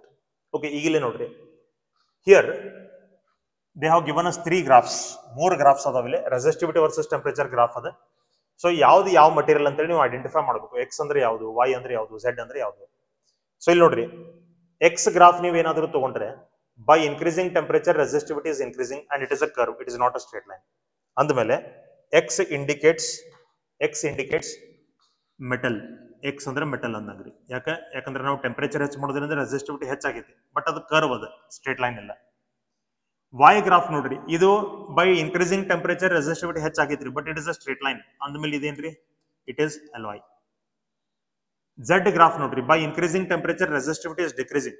So ಇದು ನಮಗೇನ್ರಿ? ಸೆಮಿ ಕಂಡಕ್ಟರ್ ಅಂದಂಗ್ರಿ. It is semiconductor, correct? So ಇಲ್ಲೇ X metal, X copper, copper andre metal ರೀ, Y andre nichrome, nichrome andre alloy, Z andre semiconductor. So first option correct adha. First option itself is correct. Next question nodri. The resistance of bulb filament is 100 ohm at a temperature 100 degrees Celsius. If its a temperature coefficient of resistance is 0.05 per degree Celsius, its resistance will become 200 ohm at a temperature. Okay, 200 ohm ಯಾವಾಗ ಆಗ್ತದೆ ಅಂತ ಕೇಳ್ತಾರೆ. ಇಲ್ಲಿ ನೋಡ್ರಿ, ನಮಗೆ ಇಲ್ಲಿ ಎರಡು resistance ಮತ್ತು ಎರಡು ರೆಸಿಸ್ಟೆನ್ಸ್ ಕೊಟ್ಟಿದ್ದಾರೆ. ಒಂದು ಟೆಂಪರೇಚರ್ ಗಿವನ್ ಅದ, ಇನ್ನೊಂದು ಟೆಂಪರೇಚರ್ ಕೇಳ್ತಾರೆ. See T1 is equal to 100 degree Celsius ಇದ್ದಾಗ ರೆಸಿಸ್ಟೆನ್ಸ್ ಎಷ್ಟದ, R1 is equal to 100 ohm ಅದ. T2 is equal to 200 ohm ಇದ್ದಾಗ, 200 ಡಿಗ್ರಿ ಸೆಲ್ಸಿಯಸ್ ಇದ್ದಾಗ, ಸಾರಿ T2 ನಮ್ಗೆ ಕೊಟ್ಟಿಲ್ಲ ಅವ್ರೆ, T2 has not given. T2 ನಾವು ಕ್ಯಾಲ್ಕುಲೇಟ್ ಮಾಡ್ಬೇಕು. ಯಾವ ಟೆಂಪರೇಚರ್ಗೆ ರೆಸಿಸ್ಟೆನ್ಸ್ 200 ಓಮ್ ಆಗ್ತದೆ ಅಂತ ಕೇಳ್ತಾರೆ. ಅಲ್ಫಾ ಕೊಟ್ಟಿದ್ದಾರೆ, ನಮ್ಗೆ ಅಲ್ಫಾ ಕೊಟ್ಟಿದ್ದಾರೆ. So they are asking you T2. So T2 R2 ಕೇಳಿದ್ರೆ ಅಂದ್ರೆ ನೀವು ಯಾವ ಫಾರ್ಮುಲಾ ಯೂಸ್ ಮಾಡ್ರಿ ಅಂತ ಹೇಳಿದೀನಿ ನಾನು ನಿಮಗೆ. R1 divided by R2 is equal to 1 plus alpha T1 divided by 1 plus alpha T2. Or ನೀವು ಇದನ್ನ ಹಿಂಗೂ ತಗೋಬೋದ್ರಿ. You can write it like this also. R1 by R2 ಅಂತ ಬರೋ ಬದಲಿ ನೀವು R2 by R1 ಅಂತ ಹೇಳಿ ಬರೀಬಹುದು. R2 by R1 is equal to 1 plus alpha T2 divided by 1 plus alpha T1 ಅಂತ ಬರೀತೀವಿ. Okay, R2 by R1, R2 is 200, R1 is 100. So 200 by 100 ಅಂದ್ರೆ ಇದು ನಂಗೆ 2 ಆಗ್ತದ್ರಿ. 1 plus T2 ನಮಗೆ ಗೊತ್ತಿಲ್ಲ, ರೈಟ್. ಸೊ ಇದನ್ನ ಅಲ್ಫಾ T2 ಅಂತ ಬರೀತೀನಿ, divided by 1 plus alpha T1 ನಮಗೆ 100 ಅದ ರೀ, T1 100. ಸೊ ಇದು 100 T1 ಅಂತ ಬರೀತೀನಿ. ಕ್ರಾಸ್ ಮಲ್ಟಿಪ್ಲೈ ಮಾಡ್ಕೊರಿ, ಇದನ್ನ ಈ ಕಡೆ ಮಲ್ಟಿಪ್ಲೈ ಮಾಡ್ರಿ. 2 into 1 will be 2 plus 2 into 100 will be 200. 200 T1 is equal to 1 plus alpha T2 ಅಂತ ಬರೀತೀನಿ, ಕರೆಕ್ಟ್. ಸೊ ಈಗ ಸಾರಿ, ಇದು T1 ಅಲ್ಲ, ಇದು ಅಲ್ಫಾ. ಇದು ಯಾಕಂದ್ರೆ ನಾವು T1 ವ್ಯಾಲ್ಯೂ ಸಬ್ಸ್ಟಿಟ್ಯೂಟ್ ಮಾಡ್ಕೊಂಡಿವಿ. ಸೊ ಇದು 100 ಅಲ್ಫಾ T1 ಅಂದ್ರೆ 100 ಅದ. ಸೊ ಕ್ರಾಸ್ ಮಲ್ಟಿಪ್ಲೈ ಮಾಡ್ರಿ. 2 plus 200 alpha, 2 plus 200 alpha, 1 plus alpha T2 ಅಂತ ಬಂದ್ರೆ 1 plus alpha T2. ಈ 200 ಅಲ್ಫಾ ಆ ಕಡೆ ತಗೊಳ್ರಿ, 1 ಈ ಕಡೆ ತಗೊಳ್ರಿ. ಸೊ ಇದು ನಿಮ್ಗೆ ಆಗ್ತದೆ, this will become 2 minus 1 is equal to alpha T2 minus 200 alpha. So 2 minus 1 is 1. ಇಲ್ಲೇ ನಾ alpha ಕಾಮನ್ ತಗೋತೀನಿ, T2 minus 200 ನಂಗೆ ಬರ್ತದೆ. ಓಕೆ, ಆಲ್ಫಾ ಈ ಕಡೆ ತಗೊಳ್ರಿ, 1 divided by alpha is equal to T2 minus 200 ಬರ್ತದ್ರಿ. So alpha ಎಷ್ಟದೆ? alpha, how much is alpha? Alpha is 0.005. So ಇದು 0.005 is equal to T2 minus 200. So ಇದು 0.005 ಅಂತಂದ್ರೆ ಇದನ್ನ ಬರೀತೀನಿ 5 into 10 to the power minus 3 ಅಂತ. 5 into 10 to the power minus 3, right. T2 minus 200. So ಈ 10 to the power minus 3 ಮೇಲ್ಗಡೆ ತಗೊಳ್ರಿ, ಏನಾಗ್ತದ್ರಿ? 10 to the power plus 3. 10 to the power plus 3 ಅಂದ್ರೆ ಏನ? 1000 divided by 5 is equal to T2 minus 200. So ಇದು 5 1s, ಇದು 5 200, correct. So ಈಗ ಆ 200 ಈ ಕಡೆ ತಗೊಂಡ್ರೆ 200 plus 200 ನಂಗೆ ಎಷ್ಟು ಆಗ್ತದ್ರಿ? 400 ಡಿಗ್ರಿ ಸೆಲ್ಸಿಯಸ್ ಆಗ್ತದೆ. So I got T2. How much is T2? T2 is 400 degree Celsius, right? So option A is correct. So that is all about current electricity. First part. ಈಗ ನೋಡ್ರಿ, in next current electricity ನಮಗೆ resistance, combination of resistance, cells, Wilson's network, right, circuits ಇವೆಲ್ಲ ಬರ್ತವೆ. So next part ಸ್ವಲ್ಪ ಇದಕ್ಕಿಂತ ಒಂಚೂರು lengthy ಆಗ್ಬೋದು. But in the next part I will complete this chapter. ಈ ಚಾಪ್ಟರ್ ನ ಮುಗಿಸ್ತೇನೆ. ಸೊ ಈಗ ಈ ಸೀರೀಸ್ ಆಫ್ ವಿಡಿಯೋಸ್ ಒಳಗೆ ನಾವು we are completing the chapters either in 2 or 3 videos, right. First chapter 2 videos ಒಳಗೆ ಮುಗಿಸಿದೀವಿ, ಸೆಕೆಂಡ್ ಚಾಪ್ಟರ್ 2 ವಿಡಿಯೋಸ್ ಒಳಗೆ ಮುಗಿಸಿದೀವಿ, ಇದನ್ನು ಕೂಡ 2 ವಿಡಿಯೋಸ್ ಒಳಗೆ ನಾವು ಈ ಚಾಪ್ಟರ್ ಮುಗಿಸೋಣ. 2 ಅಥವಾ ಮ್ಯಾಕ್ಸಿಮಮ್ 3 ಆಗ್ಬೋದು. So like this we are going to learn all the concept, shortcuts, tricks and MCQs for KCET physics, right? So dear students, this is my humble request to you. If you like the content of this channel, please don't forget to subscribe and please share and refer the channel to your friends, right? Thank you so much for watching this long and supporting this channel. Please keep watching and supporting the channel. If you need anything else, please put a comment in the comment box. We'll surely make a video on that, right? Thank you. We'll continue this series of videos. I will complete your syllabus by the end of this academic year, before your KCET, right? Thank you. We'll continue in the next video. Okay, so please don't forget to subscribe and share the channel. We'll continue again in the upcoming videos. Thank you.